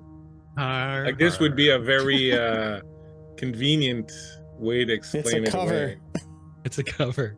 Desmond is Yeah. actually, he's one Yeah. of the Rebel Hearts. If it wasn't for you I knew meddling it. kids, I would have got away with it too. Wow. Can't stop, won't stop. You know what they say in Canada, Bleak? YOLO. I still don't know what that means, but I like it. YOLO, eh? Yep. All right, well, that's great, you guys. Thank you for Yeah. updating myself and everybody else with how you did your level ups. That's fantastic. I'm excited to see how that all plays out. Congratulations. I think as we move back into the game, if there are any questions that you guys have about any of the information that was just presented to you from Shirral, if there's anything you want to ask about that, now would be a good time. My idea is that you probably spend the next couple of days, and Desmond, you kind of alluded to this, of like training and, maybe working a little bit with some of the Rangers. They are willing to, give you tasks to do around the camp if needed to help out or whatever, kind of bring you into the fold, as it were, for a few days.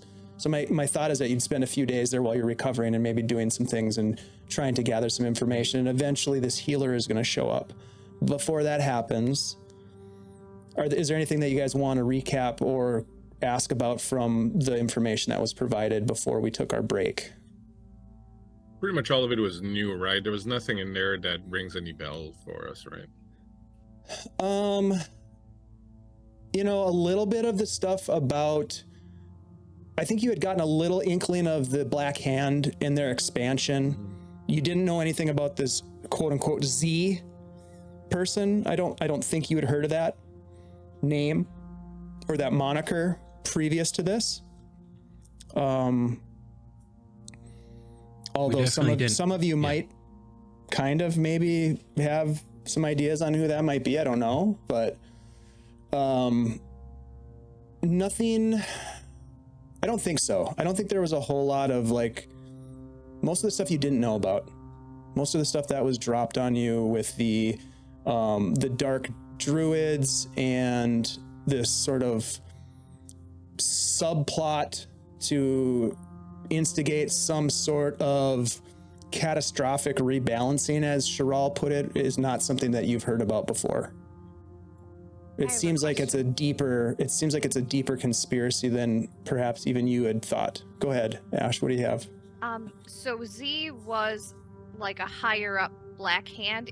Was he also a dark druid? That is unclear. Okay. There's a connection between the Black Hand and the dark druids that was alluded to by Shirral, but you know what the nature of that relationship is still a little difficult to ascertain, other than the fact that Shirral mentioned that the dark druids were trying to gain magical secrets or magical powers or magical items perhaps that would give them the power to do this ritual that they're hoping to do, or that Shirral thinks that they're trying to do. Or Jeru had this sort of theory on what was happening with the druids of the gnarly forest, and that there was sort of like a split in their understanding of how they fit into the geopolitical system that's going on all around this region.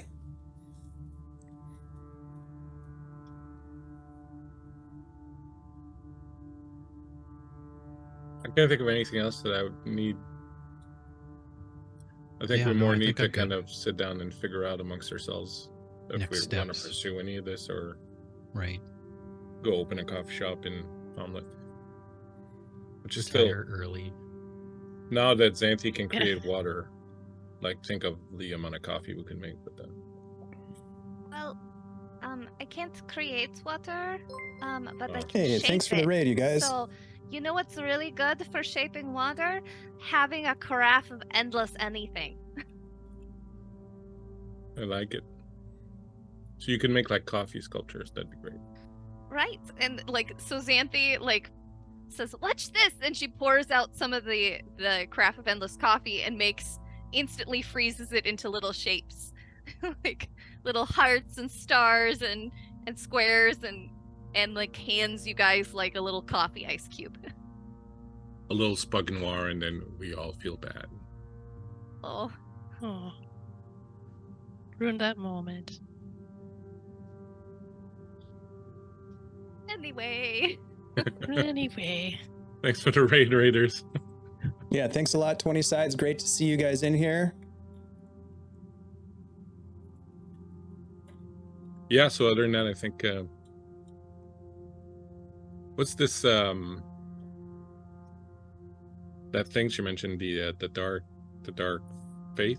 Is that something that would trigger something? Yeah, why don't you roll you can either roll a history check or a religion check if you'd like.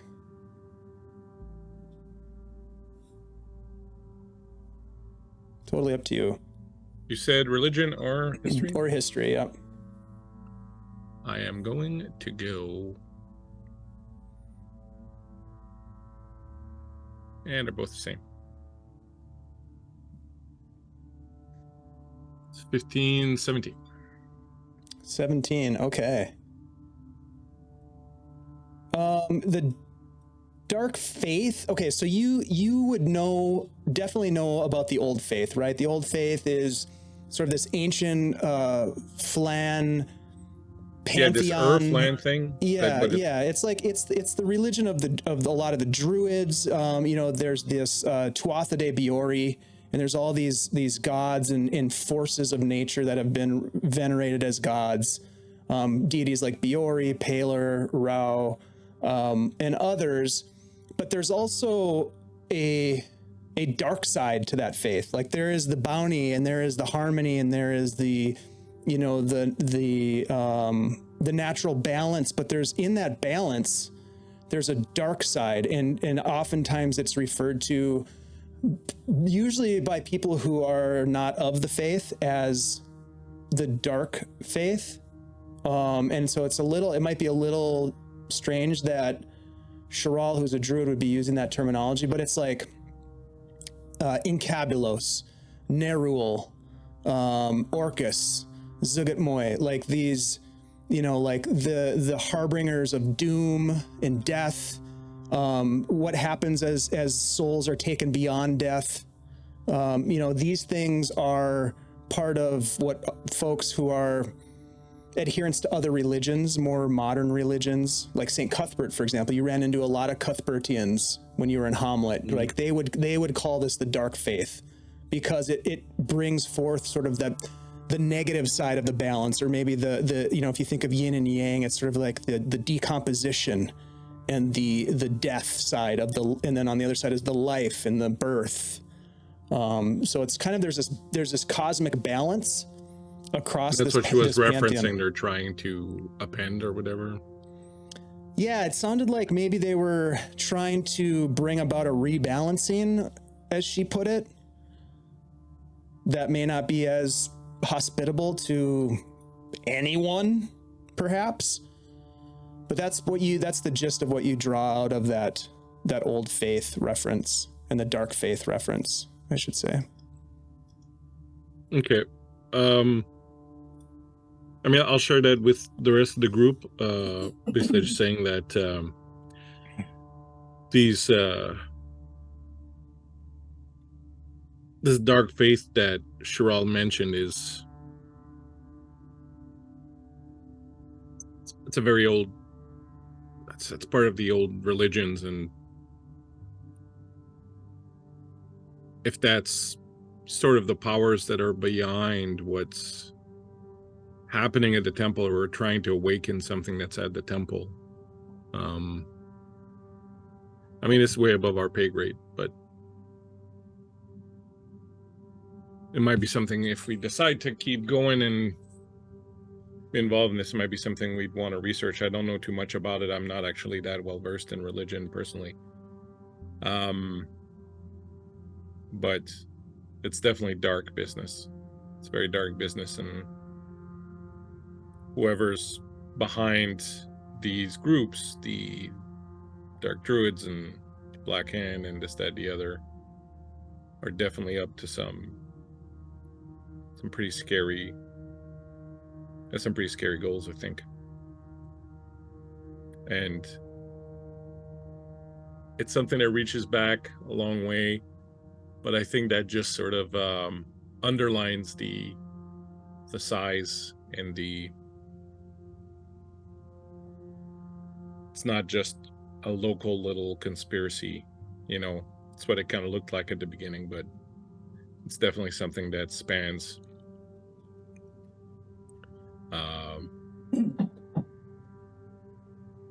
as much greater than I think we might have thought up until now.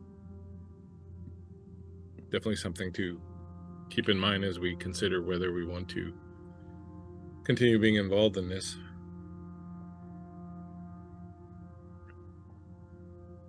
Speaking of which, I look at Nori.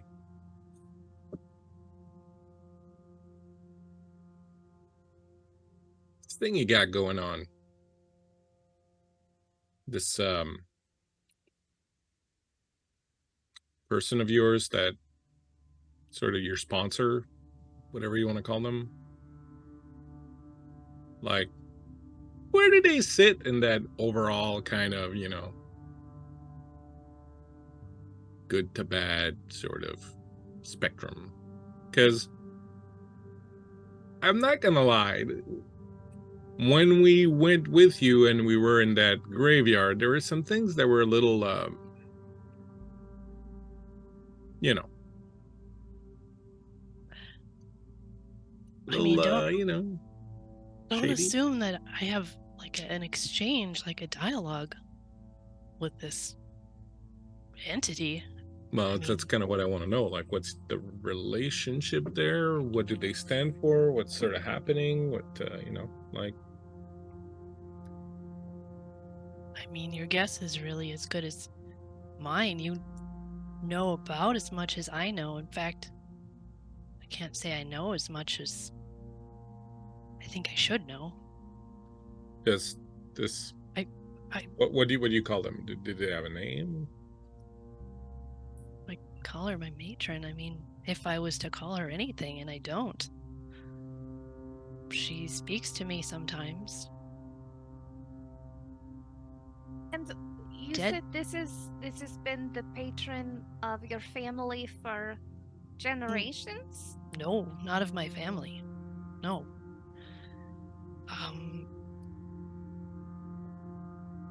It's really strange. I don't remember the first time she made contact with me. I feel like I should, though, don't you think? I mean, I really should. That seems like a memorable moment, but I don't. We've just been talking. But I thought that she was related to your sword. No. She helped me put my sword in a place where it's safe.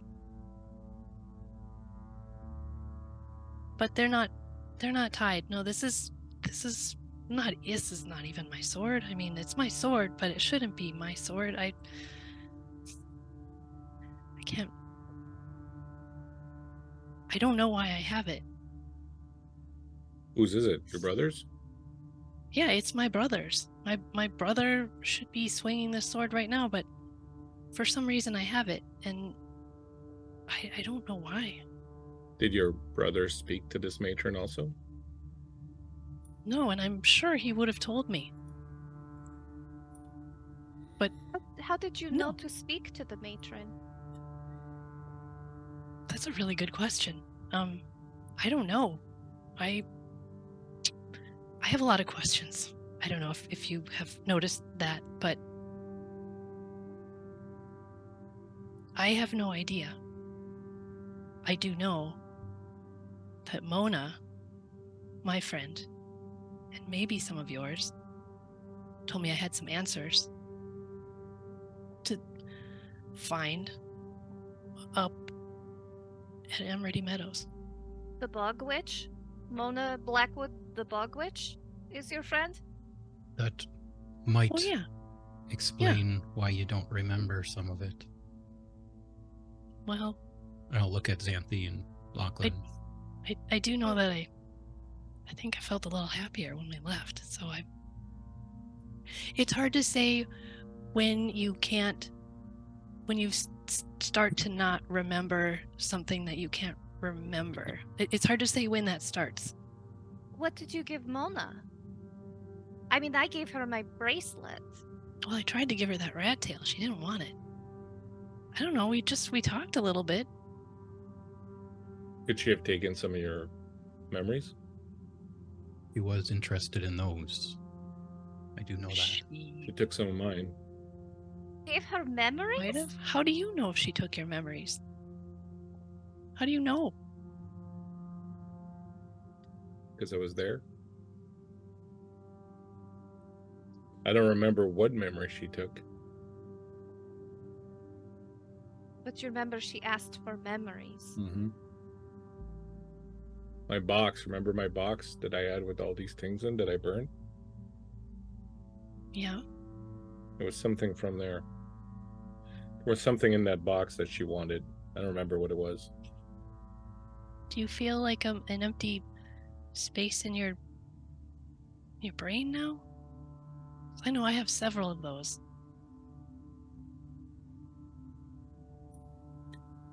Is there some sort of, since we're on that subject, is there some sort of transactional nature to your relationship with the matron?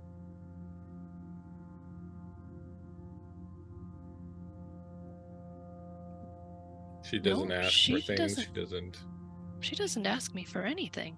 It doesn't feast on the souls of the people you've killed.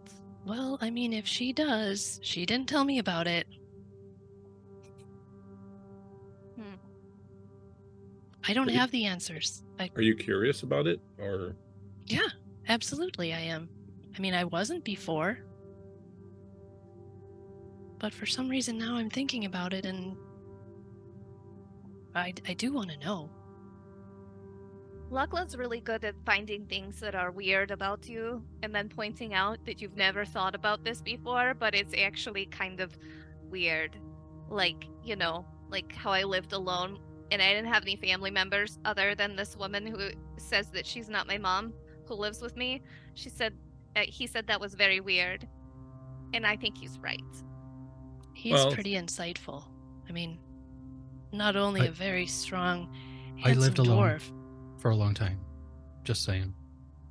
It's not But you that weird. knew why. Yeah, you're a rogue. All rogues have really, really dreary backstories. What are you talking about? I mean, yeah. You didn't just wake up in a gang one day, right? It was a little weird, I guess. But Did you wake up in a gang one day just like, where did all these other children in this gang come from? I mean, no. Okay, well. But it did kind of happen like organically, I guess you could say. When you're in a situation, sometimes you don't realize that it's not the way it should be, and it's only when either somebody else points it out or when you get a little bit of a step back and you can look at it beyond. It's that old the forest and the trees thing. If everyone's in this group has sort of been a solitary person up until you started traveling around, then it's perfectly understandable that you may not have noticed some of these things. But speaking of other people in our lives, what is, and you don't have to answer this story, but what's the situation with your brother? I'm not very clear on that. The situation. Is your brother missing? Do you know where he is? Is he? Well, that is an unusual situation. I shouldn't, like I said, have his sword. I expect he's at home, being a guard of the town. I don't know. You're asking me really difficult questions because I don't have the answers. I've got these problems with my memory. And I guess maybe it happened at Mona's place. But I expect he's at home right now, probably hanging out with his girlfriend and having a wonderful time eating cheese. So when I'm sorry, just a point of clarification, when we were in the cemetery, did we see the whole ghost thing? Or was that not within our view? Yeah, I can't remember if that was a vision Nori had or if we saw. I don't think you I saw thought him. we heard her like animate. quoting a bunch of really creepy like stuff that we couldn't understand, but it sounded really creepy. You heard us sword fighting. Yeah. Yeah. But you didn't see him. Yeah, we saw her swinging her sword around. Getting hit. I don't think you guys ever saw him though. Okay. I find it interesting that, and we haven't really sat down, Des, you and I, and talked about your own lack, or I don't know, do you find you have, because Xanthi obviously had a lot of things about her that she didn't remember, and now it seems you also, are you in that predicament too, Des? Is there a lot of your life before a while ago that you don't really remember, or? No, I remember it all, unfortunately. That's strange, because usually the older you get, the worse memory becomes. Yeah, I've heard that too. But in my case, it's not what happened. What did happen? When? I don't know, you seem pretty cagey about some stuff, and again, you don't have to talk about it if you don't want to, but like Steal with your last name, for example. You know, it's really just a practical thing. You don't want to be known everywhere you go if you're always kind of, stealing things or gambling. Well, and the other thing that you told me. The scary thing. Mm-hmm.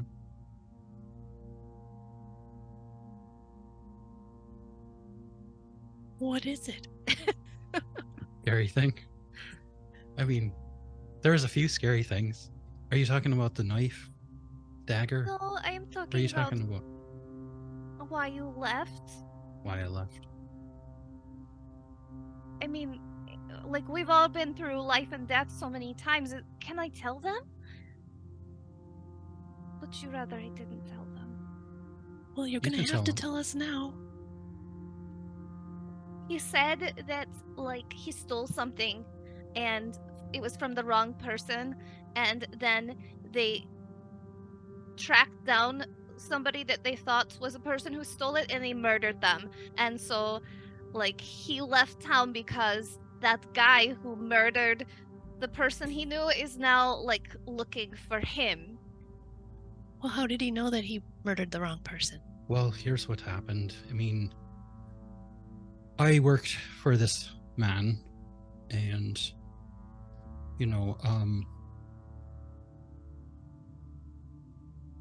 we all of us, all of the dogs, got our work from him.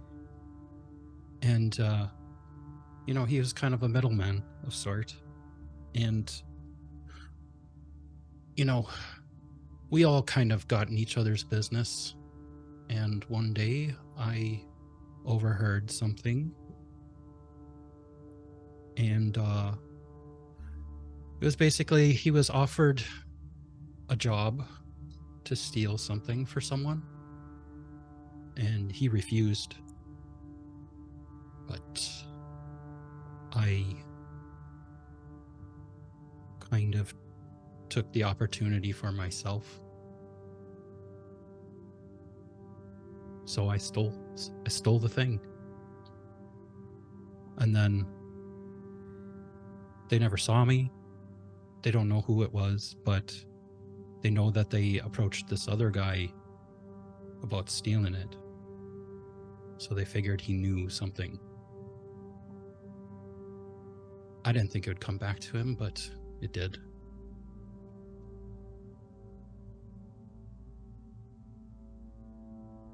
So,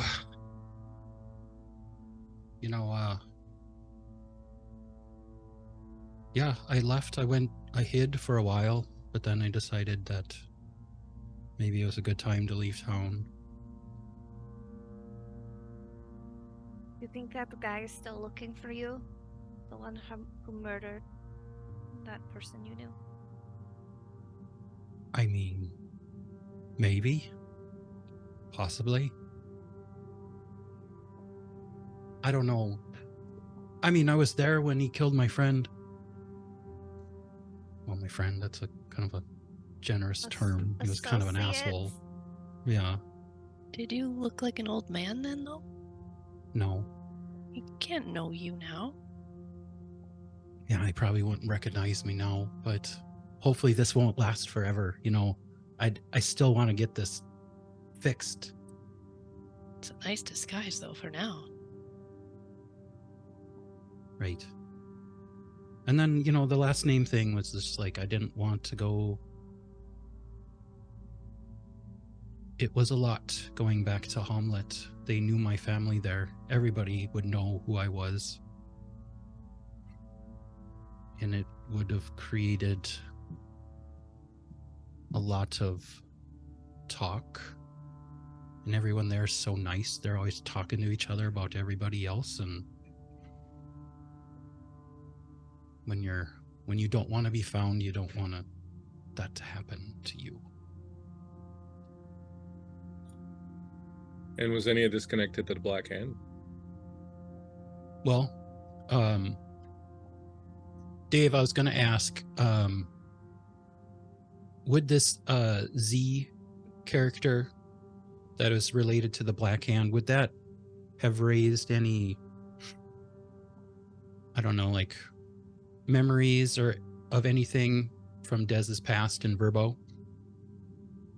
Among the gangs in Verbo? Well, Desmond is certainly has heard of and knows by reputation, if not more intimately, the Black Hand, which is very active in Verbo Bonk. Give me an insight check, please.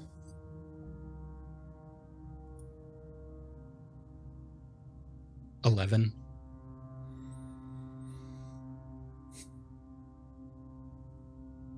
I would say the best that you can think of as you think back upon, as you're describing all of this, what happened and sort of the backstory behind this event that sent you essentially fleeing Verbo and heading south to Hamlet, is that it's likely that the individual who murdered your friend was a member of the Black Hand. You know that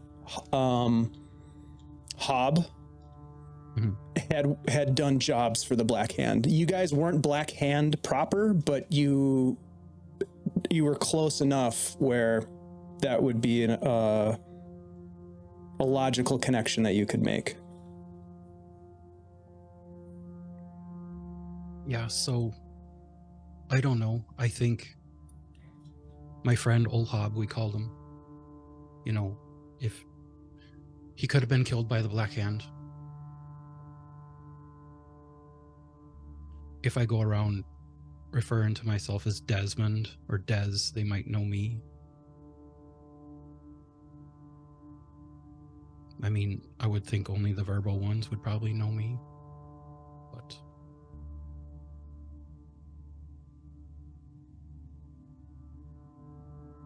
And good old Norb, who was running away from some dastardly murder. You all have led some interesting lives before you even got down into business down here.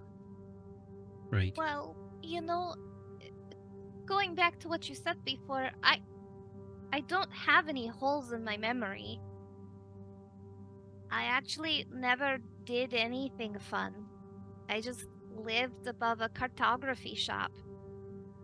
Yeah, but you didn't know who you were. Oh, right, I didn't know that I was, like, I could change and I had magic. Well, I knew I had some magic, but I didn't know I could change what I looked like. But, you know, like, I've lived with Lulu my whole life. I don't know anyone else. And we've covered this before, but, you know, are you curious about why Lulu never told you anything? Well, of course I am. I mean, I don't know if, like, Lulu is also a changeling, or maybe, like, I don't know, maybe she found me, or maybe my mom left me with her, or I don't know anything. She's never said anything. Sounds like she was your protector. I mean, she was very nice, though. So it was just kind of boring. I'm just wondering, you all seem like you have plenty of adventures waiting for you where you used to be. So I'm just wondering to what extent you still have a hunger for finding adventure out here. Because that's what we're sort of looking at this point, is having to decide what we're going to do next. And whether we want to keep being involved in this thing, which I feel has grown way beyond us and what we can sort of do. And I think all of you have things that maybe you need to look into and resolve in order to just sort of really figure out who you are, where you stand, what your place is. I think you probably need to do some of that before you venture further afield, just to make sure that you're venturing in the direction that is good for you and doesn't just take you further away from answers that you need about yourselves. Well, I never did find my brother. He was supposed to be around Nulb. Was there no information? Oh, we didn't really take the opportunity to look too much doing Nulb. Was he involved with the Black Hand? It was the dagger, and then it was Shirral, and it, by the end, we didn't really know who we could trust around there. Pretty much no one. Pretty much no one, but, maybe I'll try a little harder. Go back there. Well, it's not very far. It really seems like we missed an opportunity with Mr. McKinty. The ledger. Yeah, but again, that's part of the, do we want to follow that up and get involved in that? I don't think there's much more. Shirral seemed to believe that she got the information that was necessary from that ledger. If we go back and start putzing around that, we're basically saying we're, pushing our chips forward into this and saying, yeah, we're going to be a part of this, which I'm not 100% sure we want to do. After what we just did in Twilight Falls, I don't know if we're going to be out of it anytime soon. We could lay low. We could. If you're standing on the shore and you see that there's some dark clouds gathering over the horizon, even if you're not sure whether or not there's a storm, you can do the cautious thing and, not sail off to meet it. You can wait it out, see which way the wind's blowing. Yeah. I don't know. The thing about keeping your head low, trying to stay out of it, is that you can try to get away from it, but it'll probably end up just following you. This is what I'm saying, maybe going back and getting some experience. answers about, your own selves might be more productive.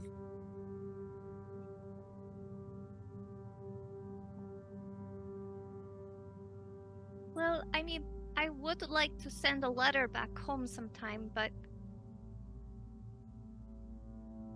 I think that a missing brother or missing memories are far more important than, hey, you're the person who raised you, never told you who your parents were. I mean, that's always going to be there. There's no urgency in that. No, but there's urgency in finding out if there actually is someone after you and who those people might be.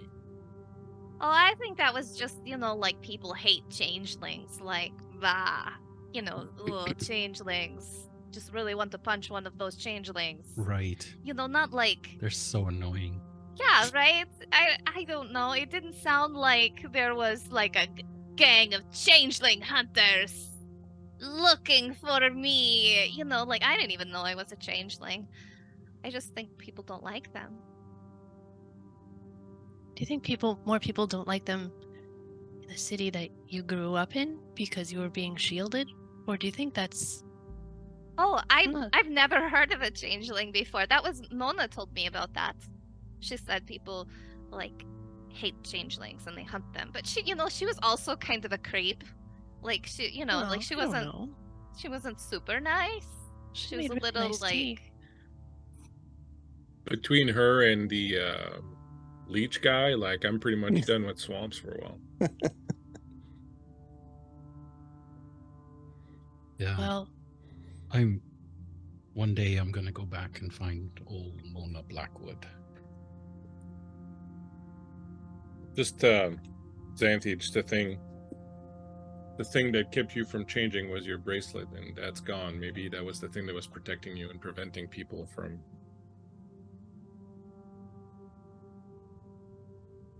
finding you. Something to keep in mind. Definitely that doing something. Would seem like we should go further. As soon as I took it off, I changed. So. There's, But I don't know who gave me that either. I thought Lulu gave it to me, but I don't actually remember Lulu giving it to me. I just always had it.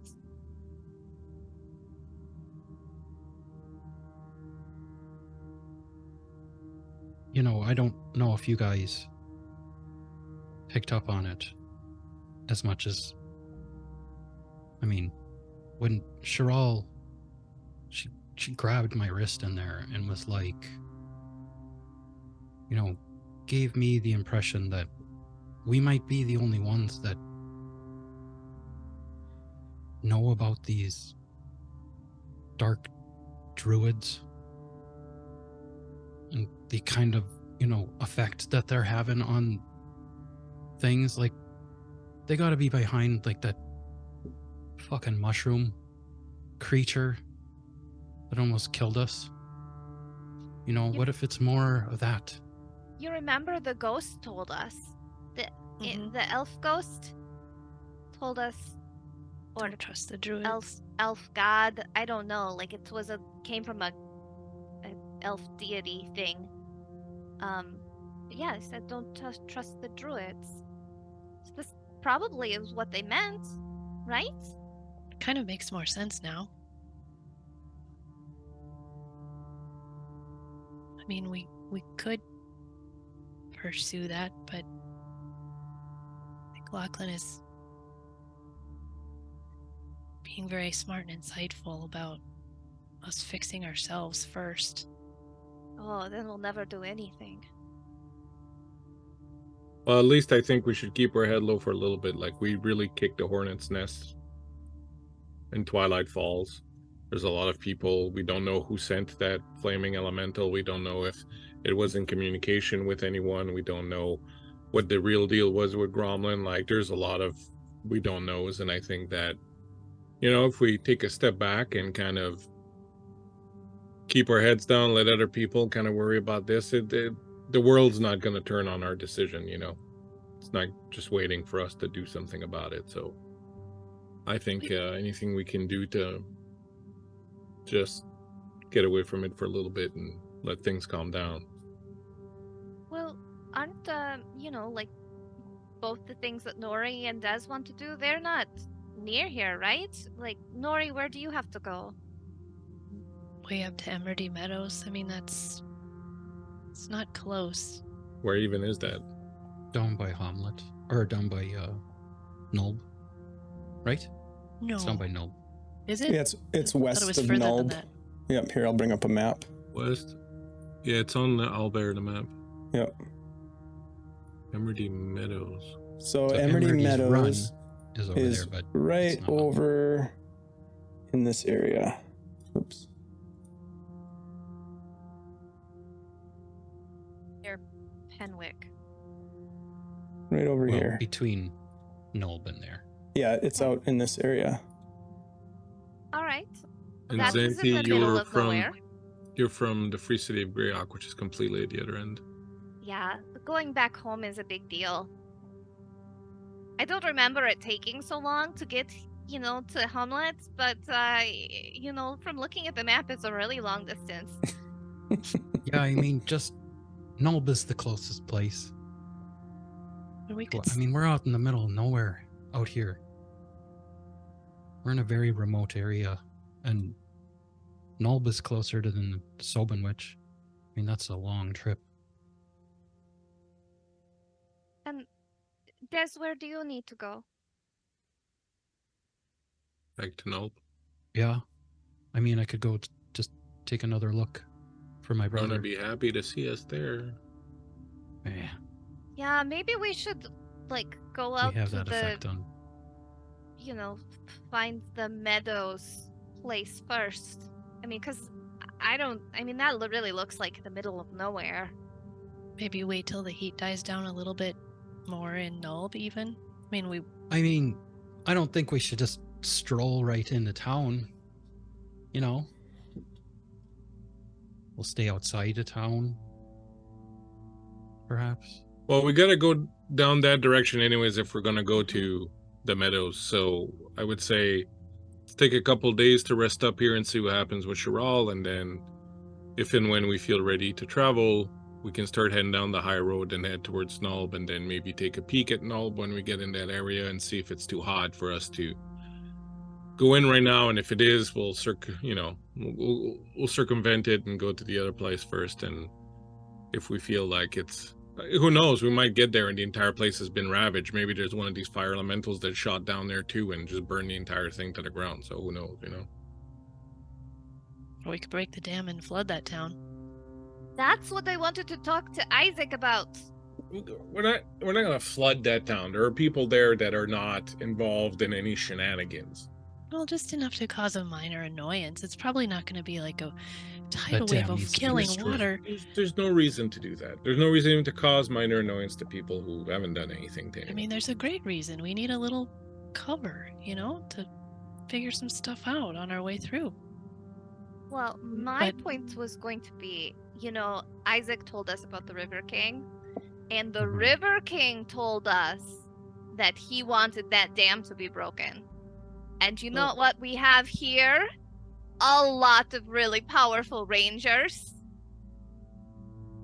Well, we can let him See know. what I'm but- saying? Mm-hmm, mm-hmm. I mean, I'm right there with you, Xanthi. I do think we need to do that. I mean, he really helped us. We And he's made like an a oath. big did he deal. though? River Because King I is a didn't big I deal. didn't swear any oaths, and I came out of that all right. So did he really? Well, I mean, you would say that because you're not the one that's going to be come after later by some scary elf. Yeah, but he didn't god. give you he's been dead how long? I don't think that another couple of months, maybe a year or so, is going to make a huge difference, right? Like, I'm hearing the words "thank" here. That doesn't seem very. I I mean, don't know. plus Twilight For Falls is out sure. in the middle of nowhere. When are we going to get back here? well, we're going to have to come back through here if we go to Greyhawk. That's why I'm saying we should delegate. Yeah, we can let the Rangers know about it. My feeling is they're going to say, not our problem, because they seem to be the not our problem kind of guys. But But they did really think that the River King was a cool guy. what are you guys thinking, swearing an oath to a ghost? Like, that's just how bad business starts. He seemed like he needed help. Yeah, I mean, I felt a you little help pressure. someone without. Didn't you guys feel pressure? I felt pressure to say yes to that. Well, And see, also, I wanted to help him, but well, so did I, and I did, and I didn't swear no oath. I'm just I saying, mean, you got you know what they an say oath. about An oath is an having important and perfect vision powerful when you're thing. looking back at something. An oath is a powerful thing. You don't want to be swearing that left, right, and center. I mean, you're lucky your sponsor, whatever there, didn't take offense. Not a sponsor. Just saying. I'm not sure that you should call her that. I don't know. Maybe you can. It's got the wrong idea, though, I think. So are Right, we though. then in agreement to head southwest, take a look at Nulb, and then reassess at Right. that point? Okay. Well, I mean, should we talk to Isaac, though?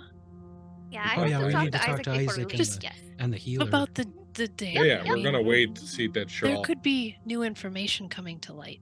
I didn't go into that freaking warehouse and get burned half into like a charcoal briquette just to walk away from here not knowing whether Shiral's okay or not. So we're definitely hanging out until we know if Shiral's okay. Because if she's not, there's still some places left to burn in Shadow Falls, Twilight Falls. You Did would you want guys to see that? burn down the rest of Twilight Falls? Did you guys? I might just be angry enough to go back and finish kicking their asses if we did all of this for fucking that, because they're the ones who worked her up this way. And, I'm kind of done trying to keep my temper in check. Like, I think maybe being a little bit more willing to wear my emotions on my sleeve might be a good thing, because the other way really hasn't gotten me much so far. So, we'll see how that works out. Sure, Lachlan. You should really, like express your feelings. I think that would be very healthy. Like Norb was so afraid of ever being angry, or offending anyone, and I don't think that was good. No, I don't think that was good either. What was that? What was what? Did you just Did you just feel Did it get really cold in here all of a sudden? Oh, it's that damn draft. Hold on, I'll go and I'll fix the tent door. It kept me up last night too. Weird. Xanthi will prestidigitation like the room to just kind of be a little warmer. That's Is that better. It's better, yeah. Hey, can you fix my eyebrows with that? Do you think? Yeah. How would you like them fixed? Back the old way. I do this Oh. gesture, and they're very long and out this way. Yeah. How long did it take you to grow Oh, that? yes. About a week. Why? A week? Like those things are as long as my beard, and it took me like a good 30 years to grow this thing. Well, you're not the total package. Apparently not. With that said, 1,000 points of light. you guys spend a few days laying low, recovering, rejuvenating, and as at some point, maybe 2 or 3 days after your arrival, Shirral doesn't seem to have any sort of indication of recovery. It seems almost as though it's getting worse. The sweats, the discomfort. You spend some time with her, possibly individually or as a group, talking with her more, but she doesn't have a whole lot more to give you in terms of information about the Dark Druids or the Black Hand, their connection, but she just kind of continues to reiterate the things that she's learned. And she also continues to suggest that you're the only ones that could potentially do something to stop whatever these druids have, because no one else is paying any attention to what's going on. At some point, after about 2 or 3 days, a woman arrives with a small group of Green Jerkin Rangers guiding her into camp. And this, as you quickly learn, is Willow Whisperwind. She appears to be elven in nature, definitely druidic. She has, she's kind of striking. She's disheveled in sort of this charming way, with her hair pulled back, but just sort of like going in all directions. And she's got sort of like moss-covered cloak on, weathered robes, and she's got, pockets all over. It looks like she brought her, apothecary with her. And she is whisked, if you will, into the infirmary, where she starts to set up her materials, mortar and pestle, and she's got some scrolls that she gets out, and she's got all kinds of like different ingredients that are you would imagine are used in some alchemical or magical recipes. And there's this long period of time where she is inside performing some sort of rituals. There are materials that are brought in and out. You can see Green Jerkins basically like helping her in whatever manner is needed. And at some point she comes out of the tent, and this goes on for a couple of days, where she is attending to Shirral. And so you have a chance to talk with her a little bit if you wanted to ask her any questions at all. But she's there, and she's just she's got like little anecdotes that she shares, and she seems cheerful, but you can tell that if you listen to her talk, she's very concerned, and she's sort of got this air of like small talking with people when she's not dealing with what's going on in the tent. And she goes through this for a number of days as she's performing some sort of a ritualistic healing of Shirral.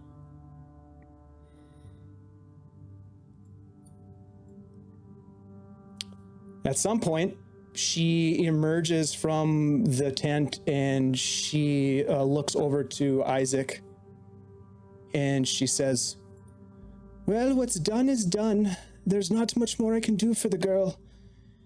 It's up to her now if she lives or dies. That will stay with her. That wound will stay with her for the rest of her life. But I do believe that if she makes the decision to live, that she will do so, at least for what it is, the mortal life of a human. She'll never be the same." Seen this kind of wound before? "Oh, hello, miss. Well, look at you. Aren't you a curious one? Oh. The type of injury, perhaps, that Shirral has suffered is of a dark magical nature. I have seen this in books and tomes, but I've never seen it. I've never seen it up close and personal. It is a burning ember that will consume her. But I believe that we have stemmed its growth, and perhaps we have set it into a dormancy. How long it will last, I do not know. I do not believe that Shirral will go back to her adventuring ways, but perhaps taking it in a different path of rest and caretaking for herself and others, perhaps. This is something that is part of the harnessing of the elemental nature of fire.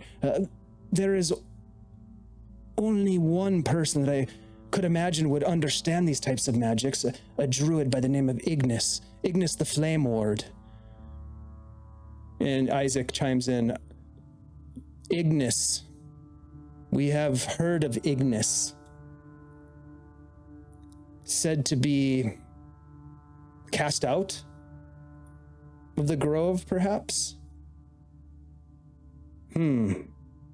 If you think Ignis has done this or knows of it, speak up."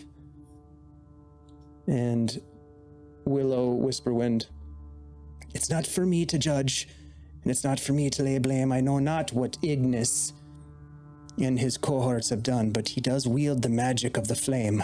He is, after all, the Flame Ward."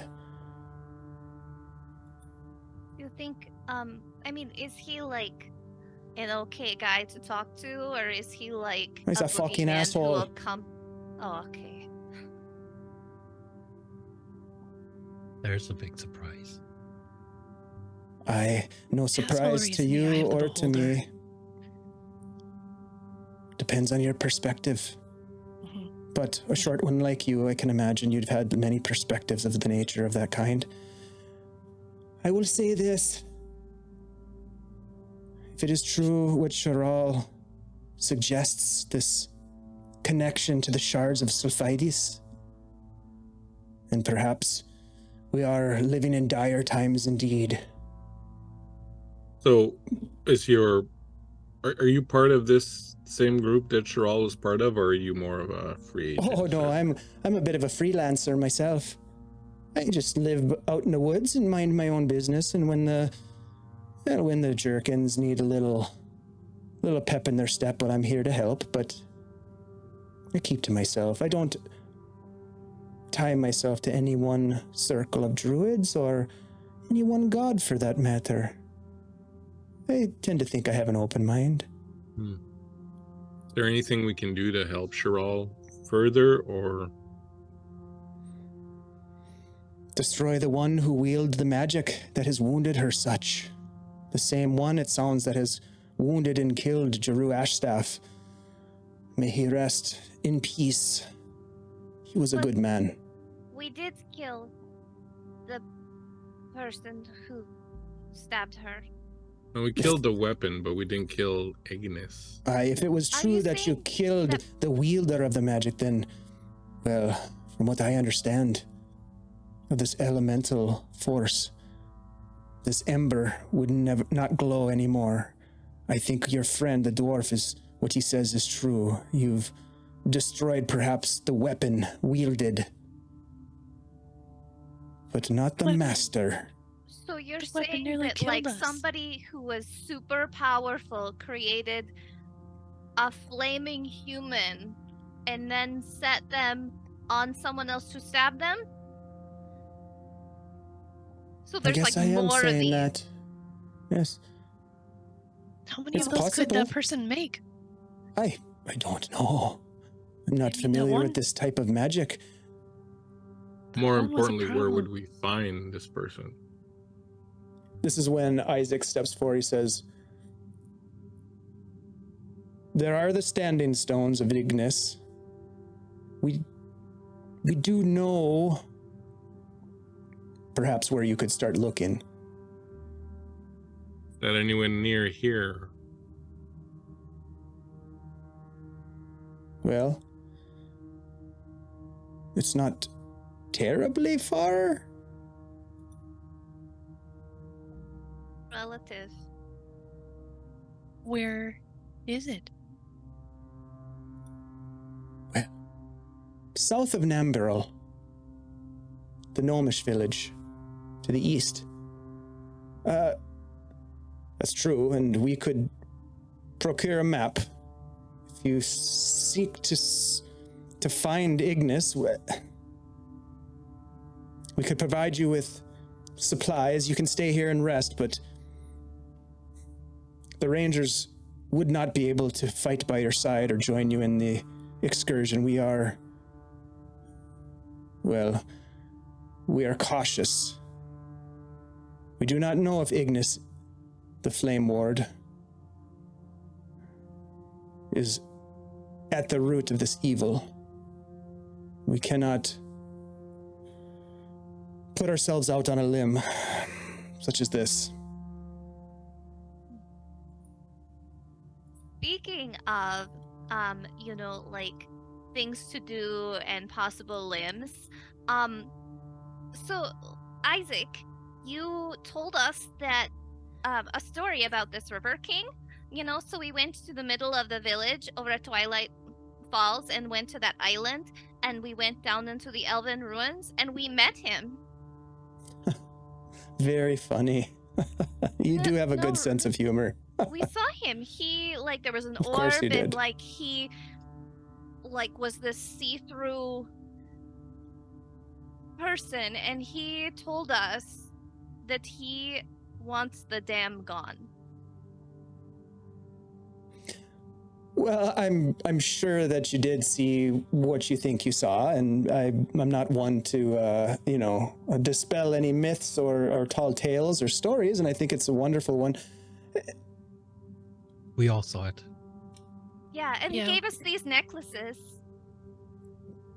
I mean, they were magic at the time, but the magic was only temporary. But like, we still have the necklaces. They're very nice. And we said we would help him. Oh, good. But like, I was thinking, since you all are very capable, and you love the River King, like, maybe Just you stretch a could little bit. help it out a little bit, like, so that all their souls can rest. Are you suggesting that we destroy the dam? Yes. Oh, Yes, we want you to 100%. destroy the dam. yeah. And you think somehow this fulfills your sort of, what was it? Was it a blessing, or what was the deal that you made with some I ghost? didn't say that. It was an oath. but They swore an oath to Yeah. some. I mean, semantics. We that's just Mhm. not we just- what this is about. I mean, want to break the dam down. I'm just saying that there's a bunch of spirits on that island who can't rest, that are like noble elven spirits, and they implored us to destroy the dam. Interesting. Well, that's a good story, and I will take that into consideration. You do realize the dam is of dwarven construction. To destroy it Yeah, would but- take quite some doing. Not as much as you would think, actually. Oh, So if you could just jam the button, that button. releases. A button, you say? Sort of like I a think lever, it was more maybe. of like a lever. A dwarvish but- button? Dwarves have buttons, right? Huh. But if you could jam it, then it couldn't release the pressure, and then it would do it on its own. Well, perhaps we'll look into it. That would That be sounds- swell. Like a no. It's think just you're above a right. no. Slightly above a no. Okay, that's an improvement. But not a no. So you're saying there's a chance? Just slightly.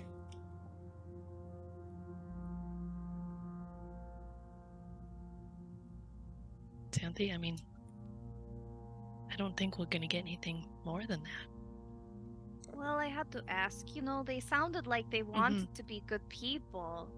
It's too But- bad. You know, if they don't want to be good people, there's nothing I could do to make them walk the path of righteousness. Oh, mean, we guilt gave them trips. the Yes, tools. yes, yes. We are very familiar in guilt trips as well.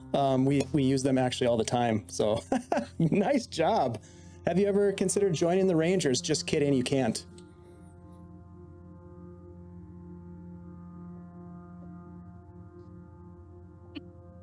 Next topic. They turned to dicks real quick. What's Willow Whisperwind doing right now? She's gone back into the tent and is caring for Shirral at this point. All right. Dez is gonna follow her in to the. He's gonna kind of slip away from this conversation and go in to see if he can talk to Willow. Absolutely. You kind of sidle up to where she is, and she's kind of mumbling. She's like putting some herbs in a mortar, and she's she's grinding them up, and she's putting them in some water and mixing them up, and then she drinks it. Excuse me. Oh yes, I would- dear. I know that's it's not the greatest time with Shirral, hurt the way that she is, but I think she's I would- going to make it, though. There's no need to fear, all right. sir. I was wondering if I could ask you about something that's been bothering me. Oh, of a personal nature? It's not a rash or anything like that. I don't know if you heard about anything going around. There's No, something I haven't going on. heard. Have not Anyways, heard. I had a bit of a run-in with Oh, a ghost. oh. Okay. You see, I'm actually 20 years old. Say that one more time. My hearing is not so good. I'm actually only 20 years old. 20 years old. Right. Oh my, you poor thing.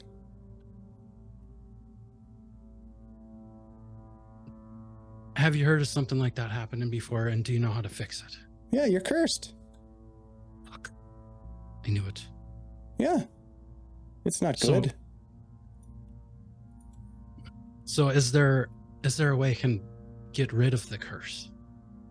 Oh, there's always a way to remove a curse. Sometimes it's an ugly business.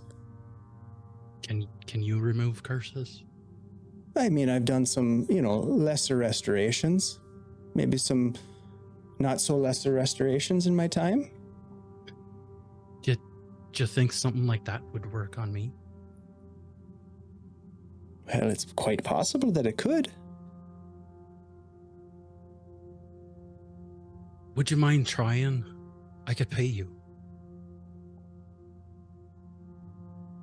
Me and my Pay friends, me? we have gold. Would you need anything for that kind of magic? Well, I would need some supplies for sure. I could see what I have back at the hovel, and perhaps you could come and visit me out there, and we could set to work and explore the type of curse. It's not always easy, you see, just removing a curse. Sometimes it doesn't want to be removed. Sometimes there's something at the core of it that makes it slightly more difficult to extract, if you understand what I'm saying. But we could take a look at it and diagnose it, perhaps. It could help us ascertain how we might remove the damn thing. All right. I mean, yeah, just, anything really at this point. It's really bothering me. Oh, I bet it is. As old as you look. They keep making jokes. A young man caught in this decrepit body of yours. I mean, it's not. I have a few gray hairs. I wouldn't. Decrepit is a bit far, a bit of a reach, perhaps. But I guess, yeah. I mean, I want my life back. Do you have a diamond? I could probably find you one. It would need to be a sizable diamond, and we'd need to ground it into a dust. All right. I think we have some diamonds somewhere. I'm gonna have to tell you now that my energy is focused on Shirral. Yeah, I know. I felt bad. That's why I felt bad asking about it, because, there's a lot going on. Well, you're not getting any younger. No. But yeah, if you could take a look at it, that'd be really helpful. Come out to visit me, and we'll take a look. All right. For now, I need to focus. Okay, yeah, I'll leave you alone. Thank you. Des will leave. All right, are there any, before we end for tonight, because it's getting kind of late, are there any other questions that you guys want to ask Willow, Whisperwind, the healer, or Isaac Finley, the sort of head of the Rangers, Shirral, the druid that you guys saved, or anyone else? I think if anything, I'd want to ask Isaac if the Rangers have any plans to do anything about all this stuff that Shirral was talking about, or if it's just like, not my circus, not my monkeys. You get the sense that they are concerned about it, but that they have something else that governs what they can get involved with. And so they are not part of the druidic circle. They are not, typically don't meddle in the affairs of the druids of the gnarly forest. They are more, as you spend time with them, you get a sense that they're more about making sure that the gnarly forest is relatively safe for travelers, or that, people like those Black Hand lumbermen aren't desecrating certain sacred groves and that nature. So they operate kind of on a base level of almost not like police, but they're kind of like law keepers in a sense of like tradition and respect for the forest. Whereas the druids are like decision makers of like cosmic proportions of things that happen in the balance of the broader cosmos. And so they want to help you. You get a sense that talking to Isaac, maybe you have like a one-on-one with Isaac, you get a sense that he wants to help you guys and that he will give you supplies and he'll, allow you to stay here as long as you need, kind of thing. But he's very reluctant to directly get involved with an action that would be taken against the druids at this point. Well, I've traveled through the gnarly forest and they're doing a pretty piss poor job of keeping it safe for travelers. That's all I'm going to say about that. That's so true. Like, it's just full of gnolls and goblins and ghosts. Yeah, like it's a big forest. My next question then would be if there was anybody that he could think of that should be made aware of this. If there's, a way for, because like it seems above our pay grade, and we just want to make sure that, people whose pay grade it would be kind of maybe mix it up a little bit. been involved Like maybe other druids like Shirral or Jeru that are not dead? that are Yeah, not dark. he does mention that there are a number of clans in fact, I think there are 4 clans of elves that live within the gnarly forest.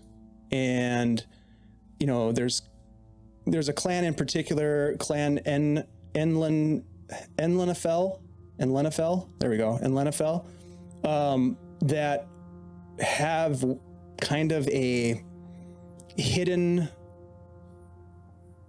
settlement south of Namburil, and it's associated with this massive ancient oak called Oak Vein, which is, you can just tell, like, when he mentions it, how, like, much respect he talks about it with. But he mentions that he's never been there, that it's not a place where outsiders are welcomed into for, just on a whim. It's sort of this, it's still on the material plane, but it's kind of in this sort of strange in between. And you can't find it unless you're being welcomed in to find it. But he says that the druids there could potentially help if there's some sort of reason for them to get involved.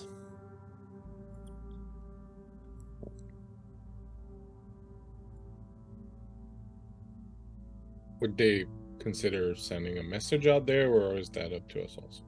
He doesn't know how to count. It's almost like kind of fables. It's almost kind of like lore. He's talking about something that he's not directly experienced.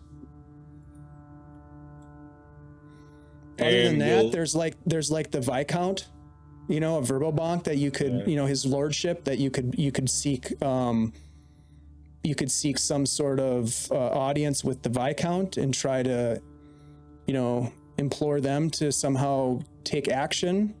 Who was it originally that was sort of involved in taking care of the whole temple thing? Like, was it the Viscount?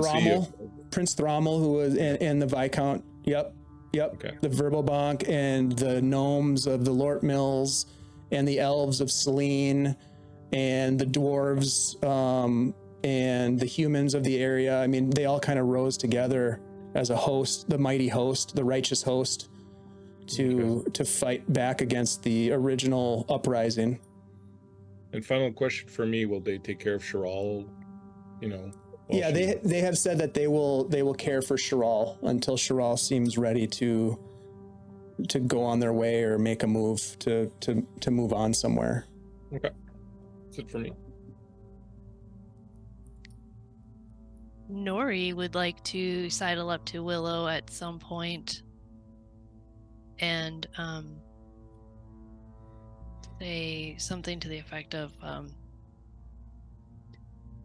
I see you working all these remedies, potions, and I really want to get started to help my people out, to be able to do this too. Oh yes, of course. What, can you help me? I know you're busy. I understand this isn't of the utmost importance, but is there anything you can tell me to do to get started, or can I help you while we're here? What can I do? Well, you can open your mind a bit as you walk through the forest. You can watch the animals and the little ones as they skitter about and make their merry way through the underbrush and up the trees, and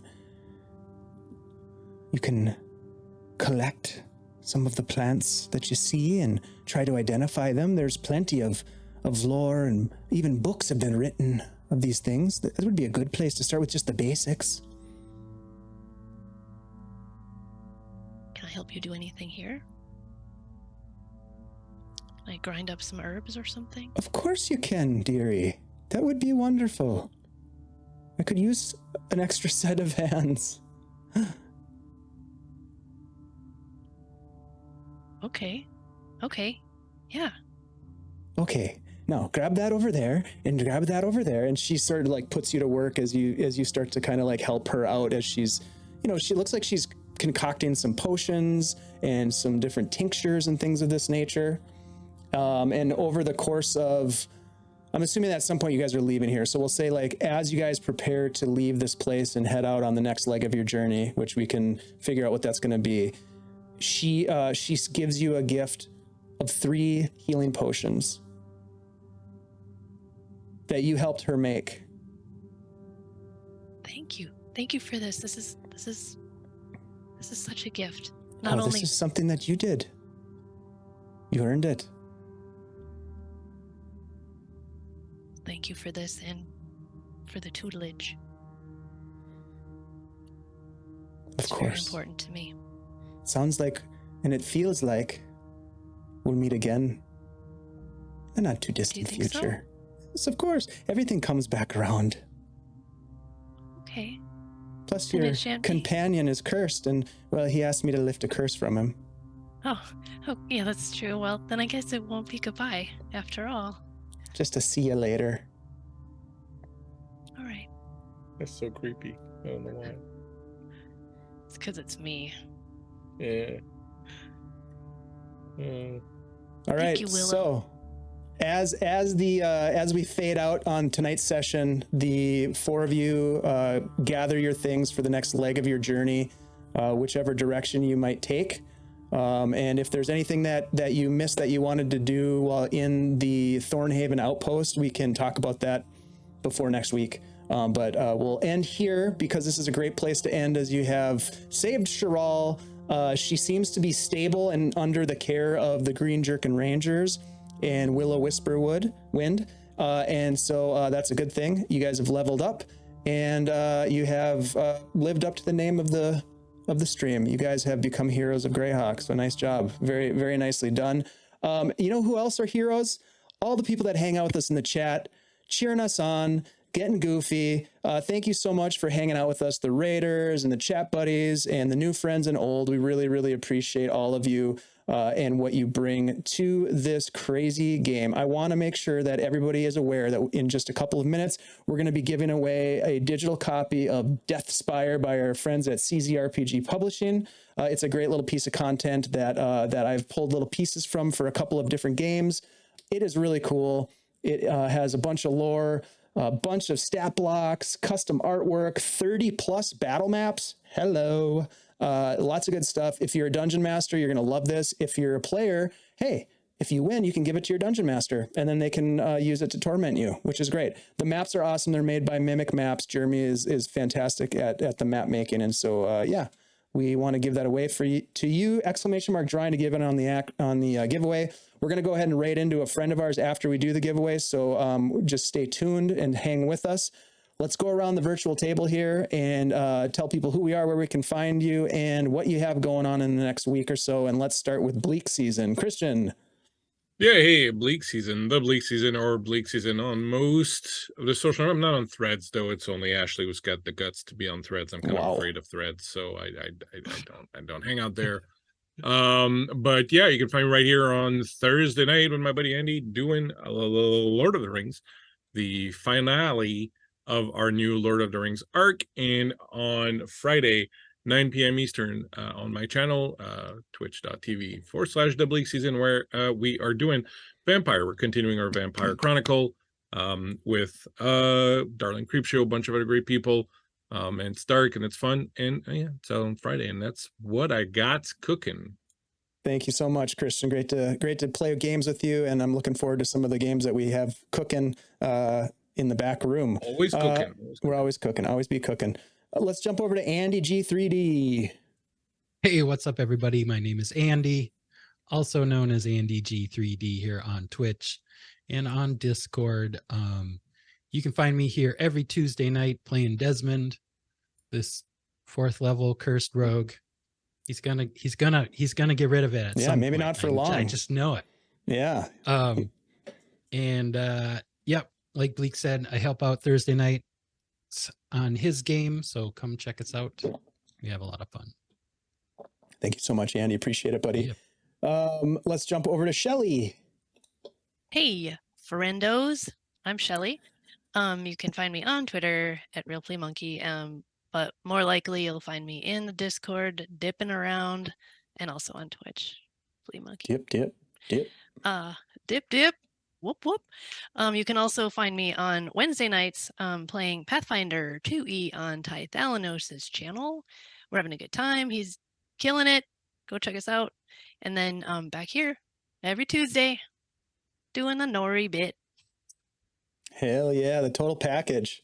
The total package. Ty is running that game in his the world that he created, right? His homebrew world. Yeah. The homebrew world of Syrinthi. That's so cool. That's awesome. Yeah. We love Ty.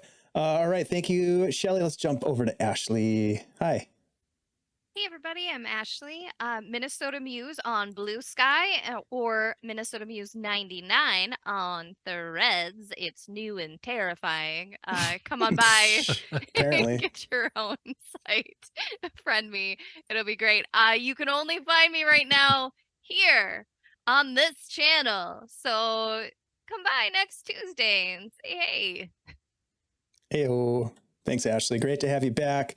I'm getting excited because we have GuildCon coming up in just a couple of weeks. Is it even weeks or is it week? I don't know, a week and a half. So we're going to all get together in Duluth, Minnesota and hang out and have a good time. Can't wait for that. You guys know me. I'm Dave. I play games, produce games, run games here on Guild Superior, and I love bringing people together to play games. I will be running a game for Virtual Greyhawk Con in October. I'm very excited about that. Filled up really quick. So thank you to the folks that signed up. We've got some games that are coming up here this fall. If you're interested in possibly playing, including some offline games that we've got up our sleeves, please come on over to our Discord, hang out, get to know us. We'll get to know you. Some of you we already know, so it's all cool. Come on over and hang out. Let's give away this loot, Ash. What do you say? We're gonna give away the Death Spire. If you want to get in on the giveaway, ! Drawing to do so. Ashley is about to give us the ceremonial countdown. So get in on the action right now, because here we go. Ashley, if you would, please. All right, everybody. 5, 4, 3, 2, 1, and go. Here we go. GDTRFB. GDTRFB, you have won. Are you here? Tell us if you're here, please. GDTRFB 1995 has won. Come on, my friend. We're going to, as we're waiting for that, we're going to raid into our friends at Hero Club. It looks like they're playing some Dungeons and Dragons. Is GDTRFB here? I don't think so. All right, we're going to re-roll it. 3, 2, 1, roll. Dungeon Mr. Ty. I know Ty is here. Way to go, hey, Ty, you are the winner. I'll get you your loot shortly after we're done here. Thank you again so much. We really, really appreciate it. Yep, you won. Believe it or not, you finally won for all the times you've entered. Cardman didn't win. Cardman, sorry about that, but you didn't win this time. Dungeon Mr. Ty. All right. It can't be every time. Well said, Shelly. All right, we're going to go ahead and start this raid. Thank you guys so much for being here. We really, really appreciate it. Let's give Hero Club some of that good old-fashioned Guild Superior love. And gosh, we really appreciate you all. We'll see you next time, Thursday, for the big finale of Lord of the Rings.